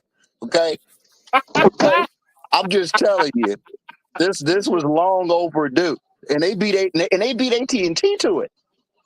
That says something. That means that they're going for coverage. That means they're truly trying to go for coverage. They're putting towers in places they never had them. They're actually doing it. The question is slowly. But that's anything. I mean, that comes down to how much you spending on your network. I mean, Verizon and AT&T are spending fast, what? Why don't I got C-band yet? If you're talking fast, why don't I got C-band yet? That is true. I got N41 within 30 days of the daggone merger. What's going on with this so-called such a fast Verizon build? It ain't looking that fast. Dish is outbuilding all of them. That's saying something. If we really want to go there, Verizon is like the pinnacle of getting shit done, and they're just not. They're usually like right on top of shit, and they're just goofing off. Verizon has its areas. I don't think that it's goofing off. Here's the thing: it's trying to figure out the best way to monetize what you're putting out there now. if there, I think that Verizon is going for a alleviation of traffic on their network. That's what I really think. Like, they're if fighting you a look, whole nother monster. yeah, So they're probably going for capacity, not. Yeah, they're going for capacity. T-Mobile's going for coverage right now. yeah. But see, here's the thing: when that merger happened, they went for capacity, and now T-Mobile's is more working on coverage. Why isn't Because let's be real. Let's be 100%. Well, I mean, at least in my market, Verizon never cared about speed. Not in my market. I mean, 13 only sites will tell you that. So to say that they're the best of all, like they do everything the best, but I couldn't see that. They were stretching the hell out of that 35 megahertz. Hey. They were cutting corners too. I think that we put them on too high of a pedestal, and now when it's falling apart, everybody's like shocked. But it's up there. We created that pedestal. The community created that pedestal. I never adhere to that pedestal. So I didn't either, because I thought how congested they were. That's what made T-Mobile such a good alternative in the first place. Why I ever went. Why is Verizon going for capacity though? Like, there's some still places that Verizon is just past that. But wait. You have to also understand that Verizon is still under a restriction right now. C-band did not get deployed everywhere. Like N41 was already there, or even the DoD spectrum that AT&T is going to get access to. It's still restricted to certain PAs right now. So because it's still restricted, they have to target all the PAs they can where they have hard congestion in. Now imagine if they had all of the United States to play with. Then yeah, you probably would see a bigger rollout. You would see a more robust rollout. But right now, like, come on, they were only relegated to the top 46, and then within the top 46, DC, Atlanta, I think Colorado, like they still didn't have access to like 3 or 4 top markets in the top 46. Don't forget about the airplanes that are going to crash down. Oh, we don't even want to talk about that one. And let's be real, T-Mobile had those restrictions with Band 71 and 12, and what did? They paid to get this stuff cleared. Even little T-Mobile did it in my market. We got it a year before we were supposed to. There you go. But here's the thing. Verizon is paying extra money because, like I've been telling people, my market, until I see some new numbers, my market is a T-Mobile market. They rush to put N41 everywhere in my market, right? The same thing here. Verizon's congested here, but they're slowly increasing the bandwidth, but there's no CBRS here. So guess what they turned around and did? They paid to clear the C-band earlier because it was slated to clear in like the end of 23. Now it's the end of 22. It's this year, the end of this year is going to clear. That still puts them 8 to 10 months behind T-Mobile currently right now. Instead of a whole year and a half. Okay, let's change the subject a little bit, but not too much. Let's talk about the 108 auction. The 108 auction? Yeah. It's going to be a bloodbath. T-Mobile better bring their money back. That's what I'm saying. Well, why would they have to do that? Never mind. No. I want to hear from you. T-Mobile doesn't need spectrum. They're perfectly fine. No, they do need spectrum because they don't have gadgets. No, they don't. They could use a little millimeter wave. No, they don't. Kate. Sorry, Edmund says we don't need spectrum. They need density more than they need spectrum. That is true. I think maybe like 20 megahertz maybe for millimeter wave, at least something from T-Mobile. But what about 20 megahertz? 20 megahertz? What the world? Or like the bare minimum, whatever T-Mobile the bare has minimum. Like 1,000 and something of millimeter wave. Yeah. In some areas they have 1,200. They're between 1,100 and 1,800 almost as much as Verizon. But like I said, I don't think for them, I don't think millimeter wave is a priority. Millimeter wave should come after coverage expansion. Yeah, way after. For a company like T-Mobile to ever even think about putting millimeter, they should only do it in venues. And that's all I think they should do it at. They need to focus on that.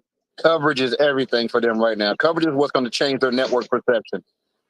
Nothing else. Millimeter wave ain't going to give them no trophies. Because like here you go, AT&T and Verizon files to bid in 2.5, which I don't even really think they're going to participate in. I think it's just there so they can tell their shareholders that we tried. I think that's all it is. It's a I shareholder think they will appeasement. buy it and will make T-Mobile lease it. Oh, But I mean, they're technically doing that already. And then on top I of mean, that, they're already leasing N41. Why not lease more of it? they don't lease. They're not doing like their whole network is leased. I mean, I think that's been drastically overstated, sir. That's been Most of drastically. it is. 80% of their N41 they own. It's the last 20% that's been a problem. I don't think it's 80%. Where's the numbers? No, it's Do you have the 80%. numbers? Where's the numbers? It's 80%. If No, you do you go have in, the if you Show go me the in and numbers, look, Edmund. oh Show God, me the numbers. like I literally have the numbers You gotta on. show me the Benjamins, bro. Why? Yeah, But why is it when I say something y'all don't believe? Why is that? No, Does it show the sound too? viewers. Does it Show the sound too viewers. far fetched? It's not just me. It's not just me that doesn't believe it. I believe you, but there's other people that watch the show that don't believe it. I think that people want to believe whatever they want to believe. Like if you want to believe that Verizon is great, guess what? That's what you're going to believe. But understand, like here you go. So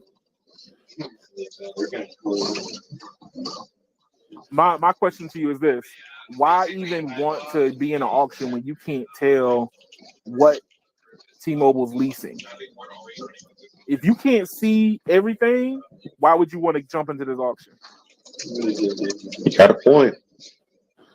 The only reason why Verizon and AT&T are even thinking about getting into this auction is so they don't look like they're just letting T-Mobile get away. That's it. All of it's about money. It's about shareholders. And a lot of their problems are only with educational institutions. That's it.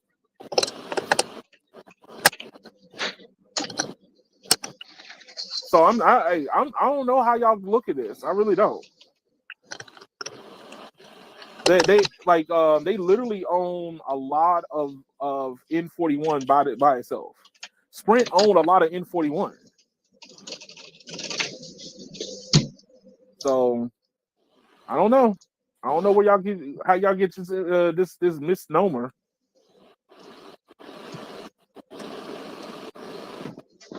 What do you think, No Radio? I think everything's always exaggerated. I think that look, it becomes sensationalized, so you could say somebody is losing. That's all. That's why I believe none of what I hear and only half of what I see. Only half? Only half of what I see. Because your eyes can lie too. That's true. Well, what? I mean, my eyes could be lied to also. Ain't that what Richard Pryor said? He said, "Girl, you gonna believe me or your lying eyes?" Oh shit! Hey, hey, I've been saying, man, it's one of those things where you can't really sit here and believe that somebody is actually in worse straits. I think that's something that I think our community just kind of overstates, man. It just drives it home like, oh my God, they put in their headline on for YouTube. T-Mobile's failing again, and anything you can to try to sensationalize this and make it look worse than what it actually is, and it's not that bad. It's something that they went into buying Sprint knowing. You don't think they knew that majority of those licenses were sitting out there and not being able to be claimed yet? Well, that's just like the whole thing going around. Oh, as soon as Verizon gets C-band, they're going to destroy T-Mobile. Meanwhile, Verizon is losing all their customers. Dagger, Sir, please. I'm done with the signal. explosives now. So please make sure you signal next time when you do the smoke signals because you're bringing too much smoke into the house. Just saying. And Hey, I'm a look, Verizon customer. And like I said, I'm looking around excited to find some C-band, and they don't exist. And now to make it worse, they got tower sites up for weeks on end that ain't active. Now, don't all of us remember T-Mobile's taking too long to get this site on. It looks like Verizon's doing the same thing. they're using the same contractor, sir. It's the same contractors.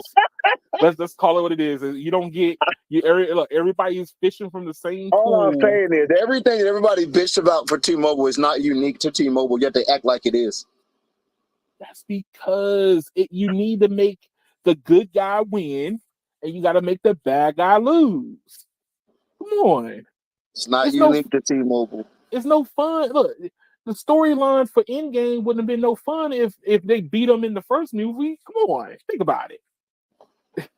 You got to stretch this out.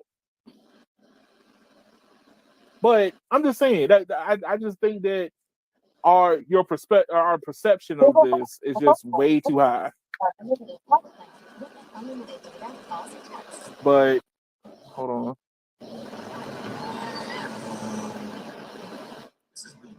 This is the one I wanted to get to right here. Hey, Linda. Oh, I'm sorry. I'm over here gawking at Linda. My bad. Linda? Linda. Proper pronunciation. Oh, you must be looking at a Rich Rebuilds video. Oh, Lord Jesus, help me, please help me. Yeah, thirsty Kool-Aid if we weren't time. on live, I'll show you something. Thirsty Kool-Aid time. Yo, I'm gonna send it in the chat. All right. I'm finished with my games, y'all. I'm actually focused on the live. Are you focused? Are you focused, man? Oh, I've been focused. I'm just focused now. Here's something comes in the chat. Oh no. Well, not the chat, but in the regular room. Don't show your wife. You might get in trouble. Look, the radio. I think if I stay around you too long, I'm gonna be in trouble. So here you go. Look at Linda. Will Open RAN have to wait for 5G? So this story is from. It sounds to me like Open RAN's been falling apart. The whole ideal of it's falling apart. Well, I think that the reason why it's probably not getting pushed as hard is because the idea behind it is basically saying that no matter what we buy, whatever you buy as a network should be able to plug and play, right? Yeah, but I think the vendors are making that difficult.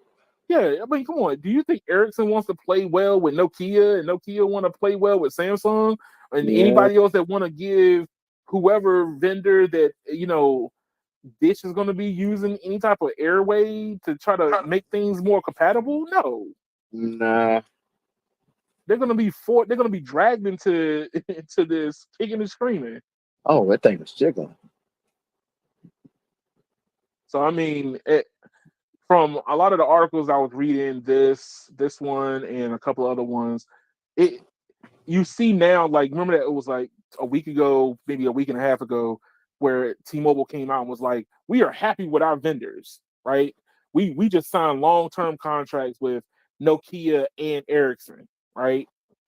Well, why would you do that? Because Nokia and Ericsson probably gave them a deal they couldn't refuse. They're like, look, we'll give you a better deal. Forget this Open RAN stuff, and we'll support your stuff, no problem. You know what I mean? So basically, the vendors are making Open RAN basically null and void.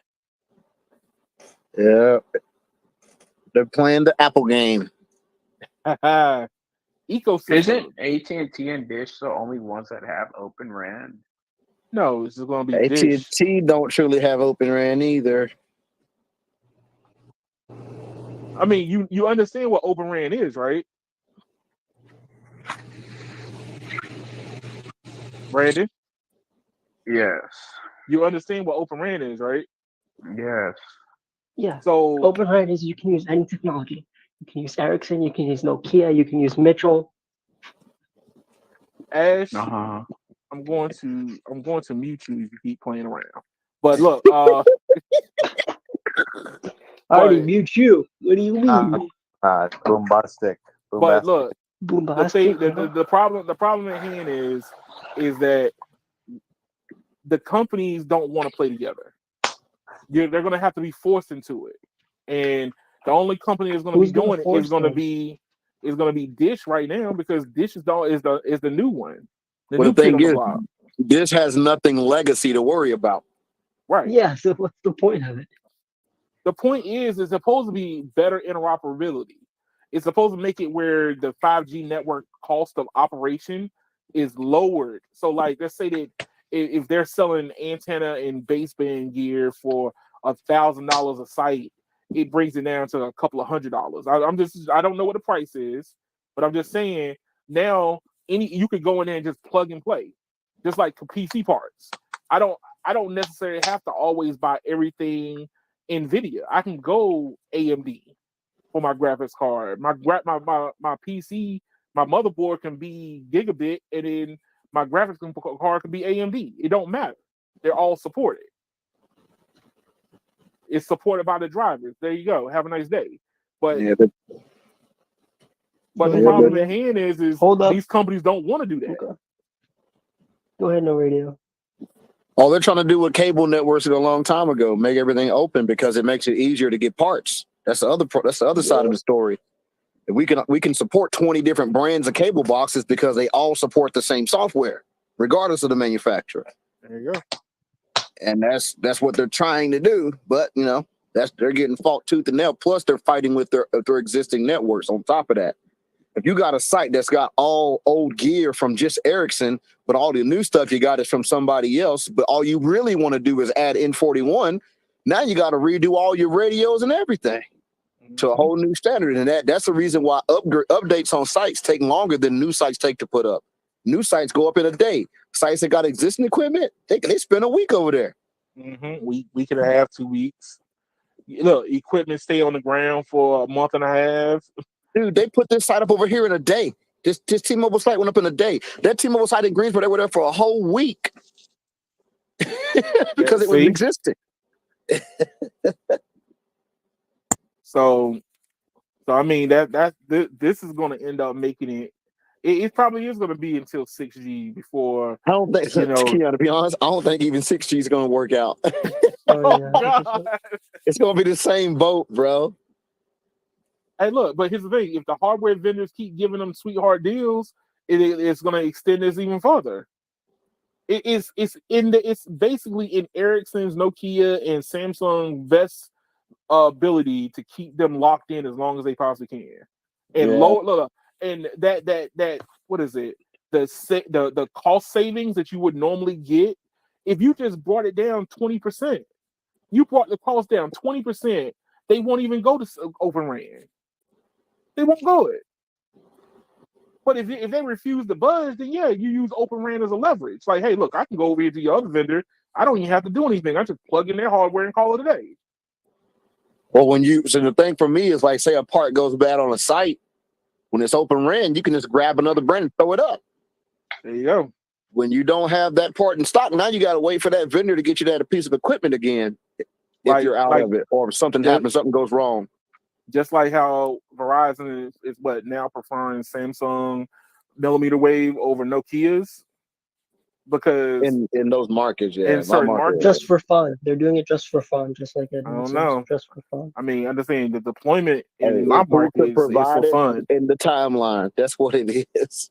Yes, I promise you, it's who could provide it at the best price in the timeline, in that specific place. I mean, that's basically what it boils down to. So, who do y'all think will get bought out first, T-Mobile or Dish? Dish. Who's going to get what?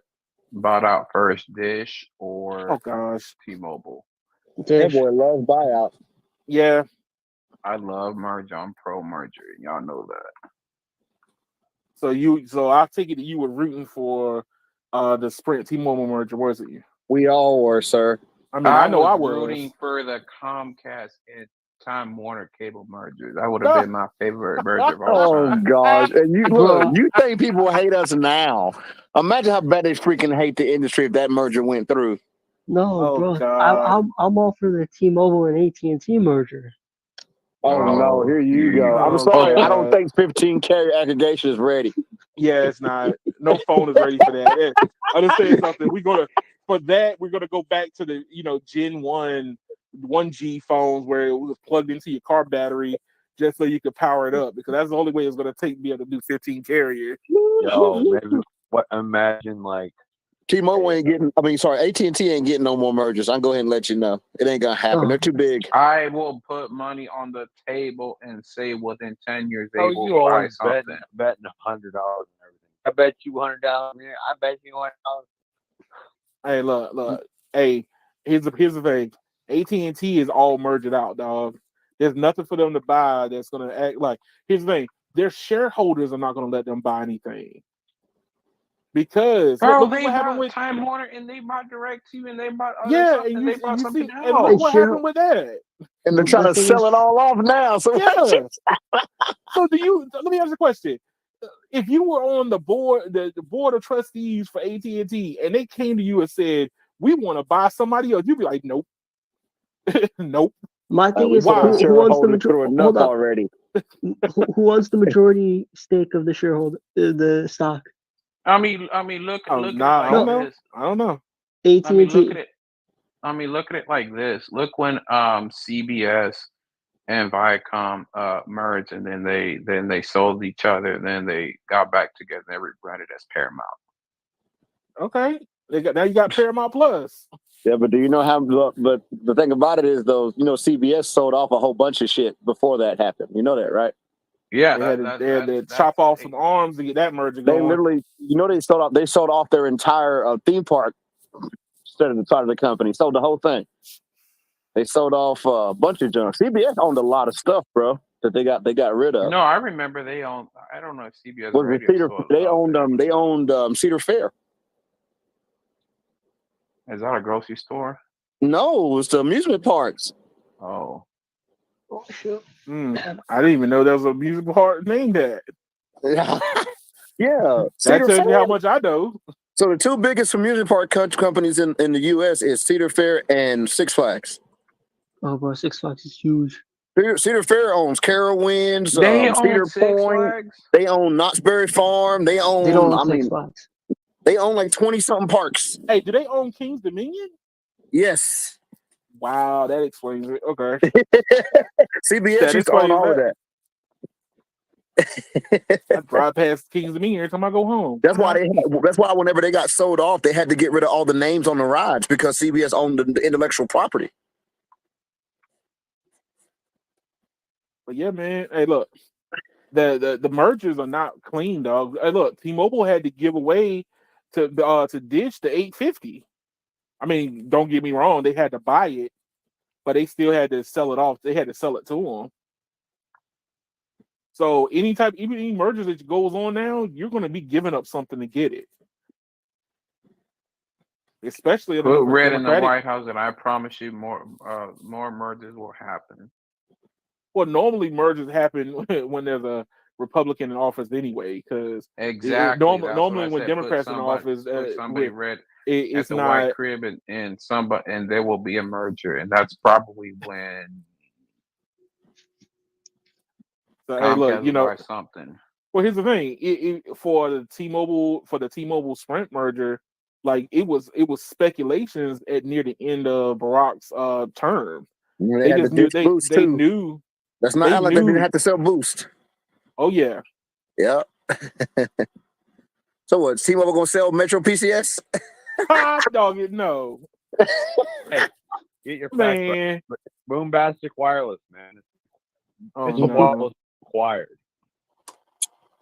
But hey, look, I'm just saying, man. Any merger that AT&T is even thinking about, I wouldn't even know what they would even want to buy now, because anything that's not in communications, like there's nothing for them to buy. They pretty much have it all. They got their hands in everything. I wouldn't be surprised one day they were to buy CenturyLink. Oh God, no! The government ain't gonna let that one happen. No, you can go they ahead and let won't. go of that. Yeah, like they weren't forced to sell that in the first place, Brandon. That was a part of breaking up Bell. They're not getting that back. That was a part of the Bell system, sir.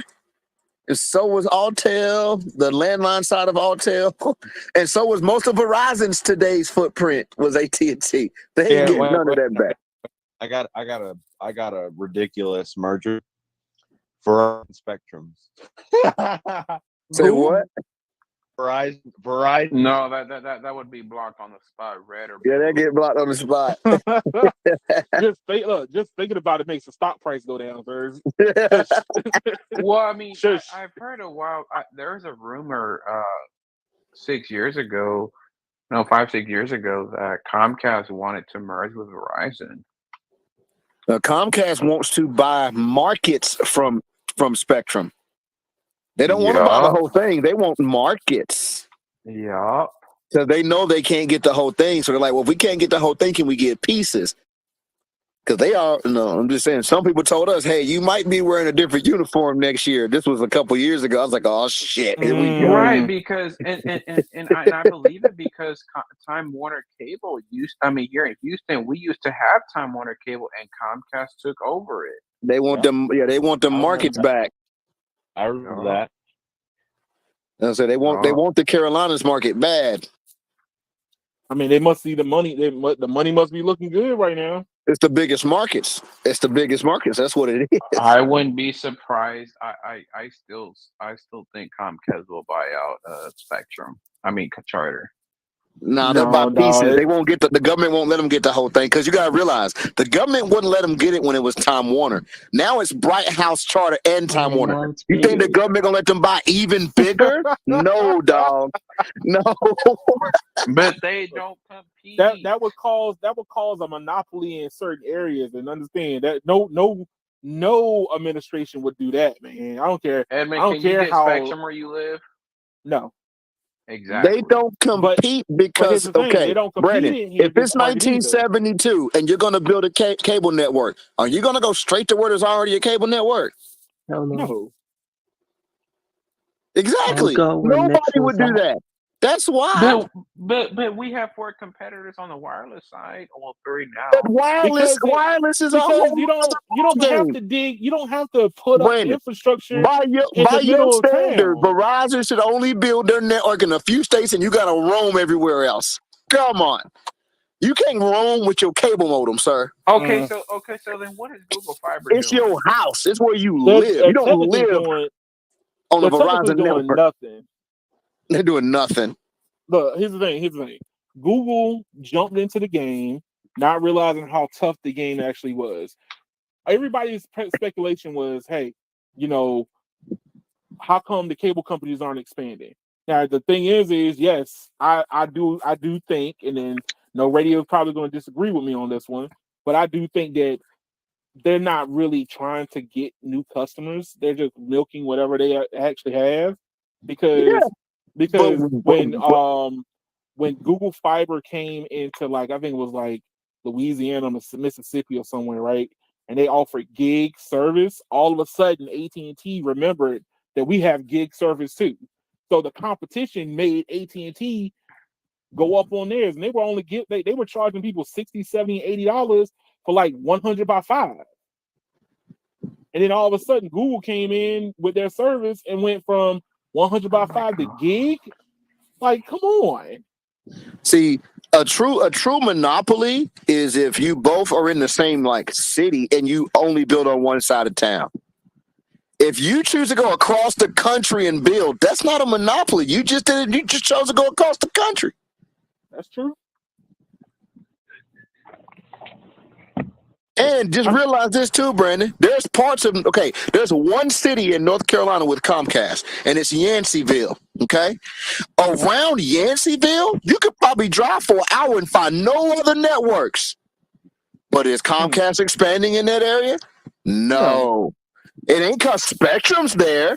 It's because they don't care. Hey, look, I live in an apartment. It's not only monopolistic behavior driving it. It's common sense. You have a monopoly and you have what's called a natural monopoly. No company is going to purposely put themselves in a losing position. That is the dumbest thing you would ever do. But people keep looking at these networks like they're charities. Hey, look, they're not charities, they're businesses. places You where don't you end up purposely having. build where you're going to lose money. No one's going to do that. Here's And that's why the thing. government doesn't do anything, because it would be dumb to force these companies to lose money. Well, no company is gonna want to do that in the first place. But Yeah, but I'm just here's saying, the thing: purposely the losing places, money? the It's places where dumb. you have competition at is almost by natural selection. Like Yeah. here in DC, the DC area. So I lived in Rockville, and I had in one apartment building it was Comcast and FiOS, and they bumped heads so hard. I was flyers in my mailbox every other week, like switch over to FiOS, switch over to this, switch over to that, Oh, I all the time. remember Comcast and Time Warner. Comcast and Files were neck to neck, like so bad back then. But now they don't even care. But look Yeah. what happened, though, probably. FiOS was the new kid on the block, tried to run up in there, and it didn't go so sweet. So you know what they did? They stopped doing that. Yep.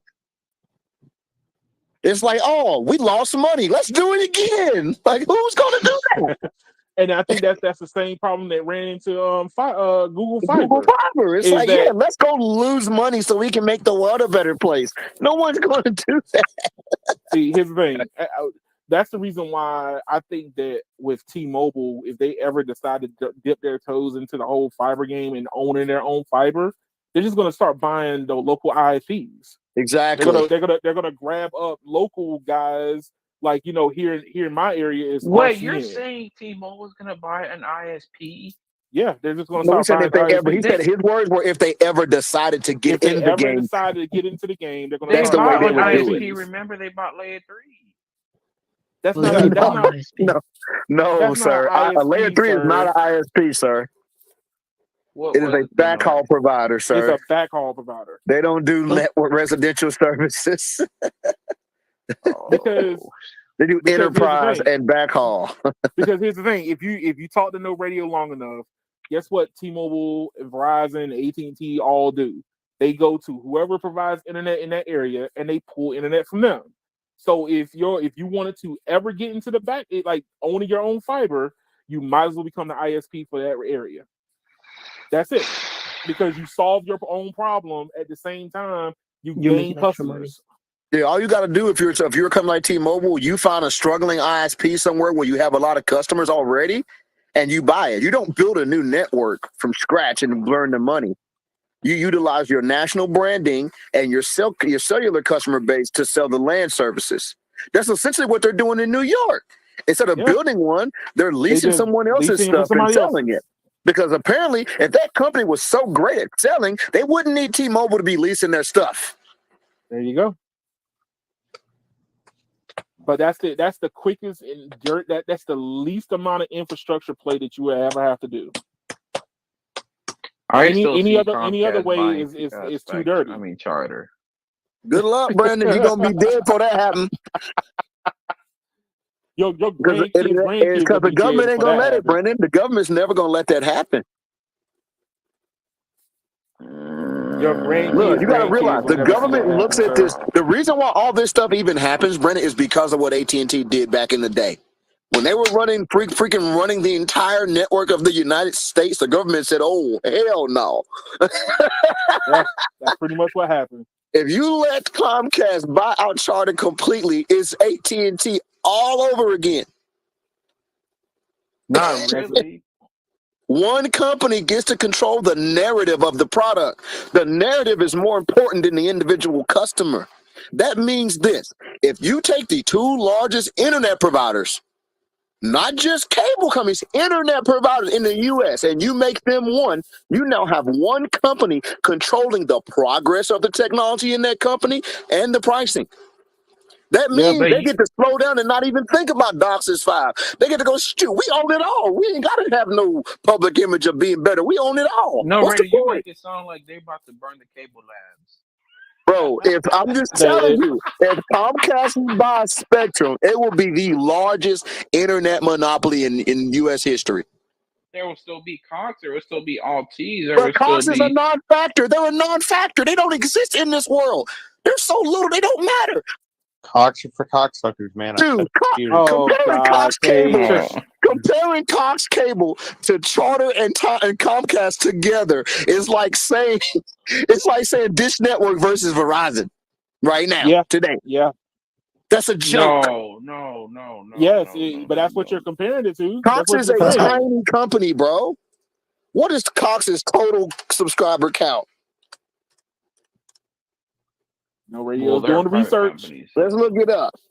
They got 6.5 million total subs. Just Spectrum got headed for 30 million, and Comcast got like 32, 33 by now. Yeah. It ain't even close. You talking about 60 million customers versus 6? That's 1/10 of their entire. Not even one thing. Not even 1/10. That's the residue at the bottom of the barrel. Like that, they lose that Comcast makes in a that. They got year. that many subs in one state somewhere. No. One county. One Not county? one state. One county in one state. Yeah, you're right. It probably is one county somewhere. The government ain't letting that happen, bro. That's not gonna They're happen, bro. They're gonna have to sell off something. They're gonna have to sell Bright House or somebody off. Bruh. They're gonna have to sell a bunch of junk off before they let that happen again. Understand something. All these mergers have been happening within the last 15, 20 years. Companies have been either doing major concessions or having to break themselves apart to try to get it. You know what we did? We locked ourselves in the 7-year freaking Godfatherism. 7 years of Godfather. But Comcast did the same thing with, when they bought NBC Universal. Yeah, but NBC Universal is not a cable network, sir. It's a channel. It's a media company. That's a different business. Yep. I'm talking about home internet provider. NBC Universal don't do home internet. So what are you monopolizing? Nothing. That's called buying vertical. Yeah, that's called diversifying your portfolio, sir. like I said, here's the thing. Hey, Brandon, what would AT&T have to buy that's going to make them more valuable? So far, all they do is lose money. But we ain't gonna go into that. Look, wow. It's the truth. Look at how much they were worth. Look at how much they were worth just 15 years ago, and look at how much they're worth now. And then look at inflation. They're losing money. They're not making it. But that's what I'm saying is AT&T, a merger with AT&T for anything would actually be a detriment to them now more than anything. They need to focus on being the best cellular network in U.S. history. Is what AT&T needs to focus on. That's not going to happen. But we can all hope and dream. We can all hope and dream. They either need to do that, or they need to focus on being the best fiber provider. Because from the looks of from where I'm sitting, they're doing both half-assed. Well, okay, so how, on a scale of 1 to 10, how comfortable are you all with Stanky in the office right now? Oh, I'll never be comfortable with Stanky Leg in there. Do the Stanky Leg. But to tell you the truth, I kind of hope the Death Star gets a missile launch instead of crashes. To be honest, you saying somebody needs to fire a torpedo through the thrust porthole? Yes. Yep. Okay, so who do y'all like better, Randall Stevenson or Stanky? I don't care nothing for the CEOs. We know that, Kia. We know that. I'm just saying something. Me personally, hey, they can go fall off a cliff. Randall Stevenson needs to stay the president of Boy Scouts of America. That's what he needs to do. Here's the thing. He didn't know he didn't know that. Oh, I didn't know that. Here's the thing. AT&T and Verizon looked at the competition at T-Mobile. So the one side of their company was like, man, we really need to raise this money up because we don't want to pay inflationary prices, but charge the customer. And then the other side of the company is like, oh my God, we're losing customers. We can't believe it. I feel so bad for the salespeople right now, bro. Which one is it? Either you care about the customers or you care about your profit. Which one are you going for? Because Verizon sure as hell don't care about their profits right now. They're like, yo, we're gonna just raise our rates and lose customers. I want to ask you this, Edmund. What would you do if Mike Sievert announced in April of next year that he is stepping down? I would say that John Legend's coming back. No. And basically a Stanky like or Hans Vestberg steps in. Oh God, T-Mobile's done. That's a sabotage job. They're going to drown that company. They're going to raise the prices and they're going to drown that company. Yep. But here's the thing, Brandon. My thing is why if I was a Mike Sievert, why would I even step down? Everything is literally moving into his favor. Period. He doesn't even have to do nothing really, and he's winning. His competition is trying to quote unquote clap back at them now. Wait, reverse. And they're losing. Their competition is losing customers, and majority of them are starting to flow towards them. What are they doing wrong? Well, Brandon. Last time I checked, Mint Mobile ain't bleeding T-Mobile dry. Yeah. But Spectrum and Comcast is bleeding Verizon dry. Last time I checked.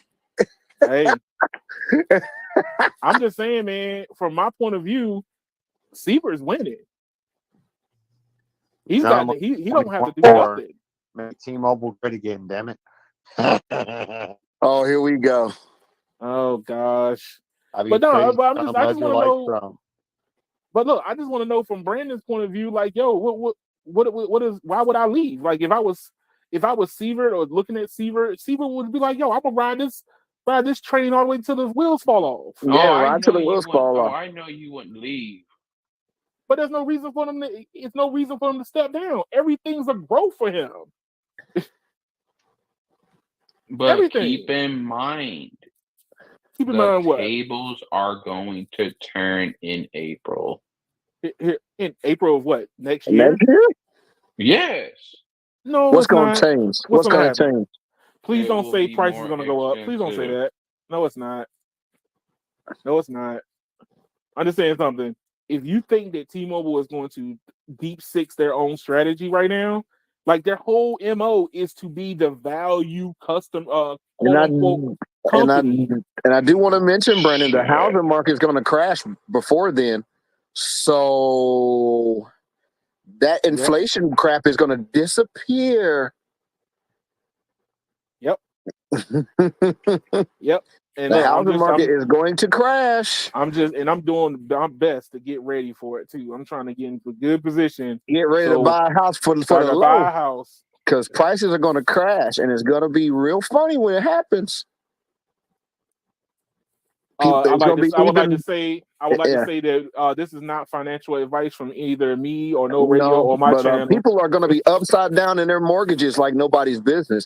They're going to be paying off a $300,000 mortgage for a $200,000 house. Yeah, it's about to be 08 all over again, y'all. Hey, No Radio. Thank you, George Bush, for 08. Hey, No Radio. Do you remember? You know how those houses that are stuck together, right? Where they share like paneling and roofs. So they're like condos. They're not condos. They're like single family homes, but they're stuck together. It's still like a condo or a townhome. Same thing. Yeah. Well, here's the thing. How is it the wood on one side is worth more than the wood on the other side, and they're connected? Like the shingles on one side of the roof is more expensive than the shingles on the other side. That's crazy. I was like, wow. I had a guy when I was driving the cab. He was like, I bought my house for $150,000, but my neighbor spent $350. Yeah. And he's literally sharing a wall between them. Like, bro, my brother-in-law, prime example, bro. He bought a townhome, and he bought his side for $131,000. Well, now it's worth like $200,000. I'm like, bro, you could have just got a loan to buy the whole townhome. Yeah. And then sold the other side and paid off your mortgage. That's how bad it was, dog. Man. He could have bought the whole thing for the low. And then when the price exploded, sold it because his neighbor paid way more than he did.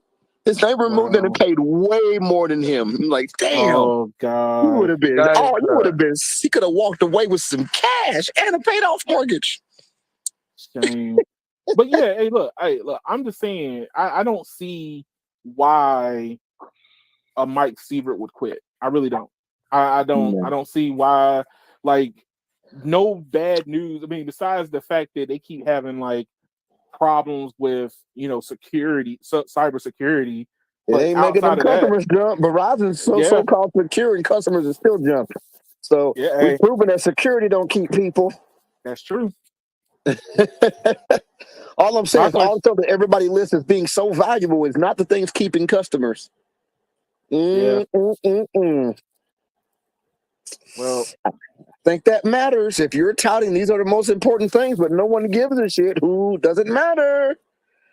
Doesn't. That's why I don't like to play that game.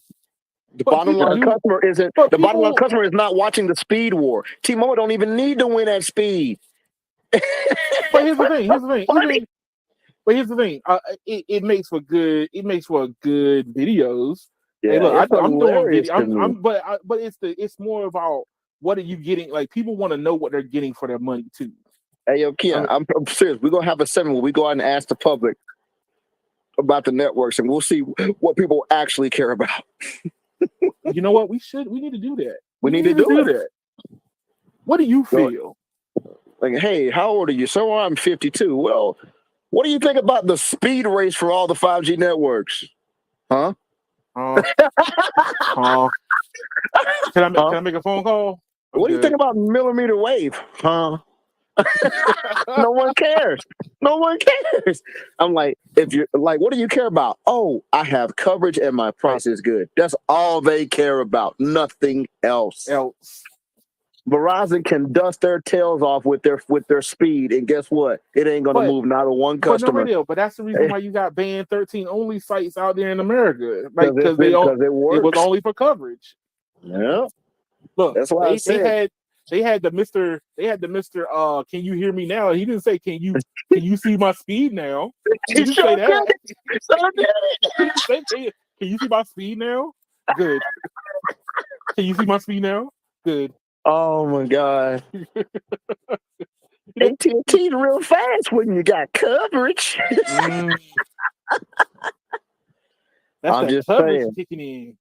People care about their pricing and their coverage. Everything else is completely optional crap that only nerds care, and nerds don't drive the market. No, but we no matter how important we feel about our opinions, we don't determine the greater market. It is what it is.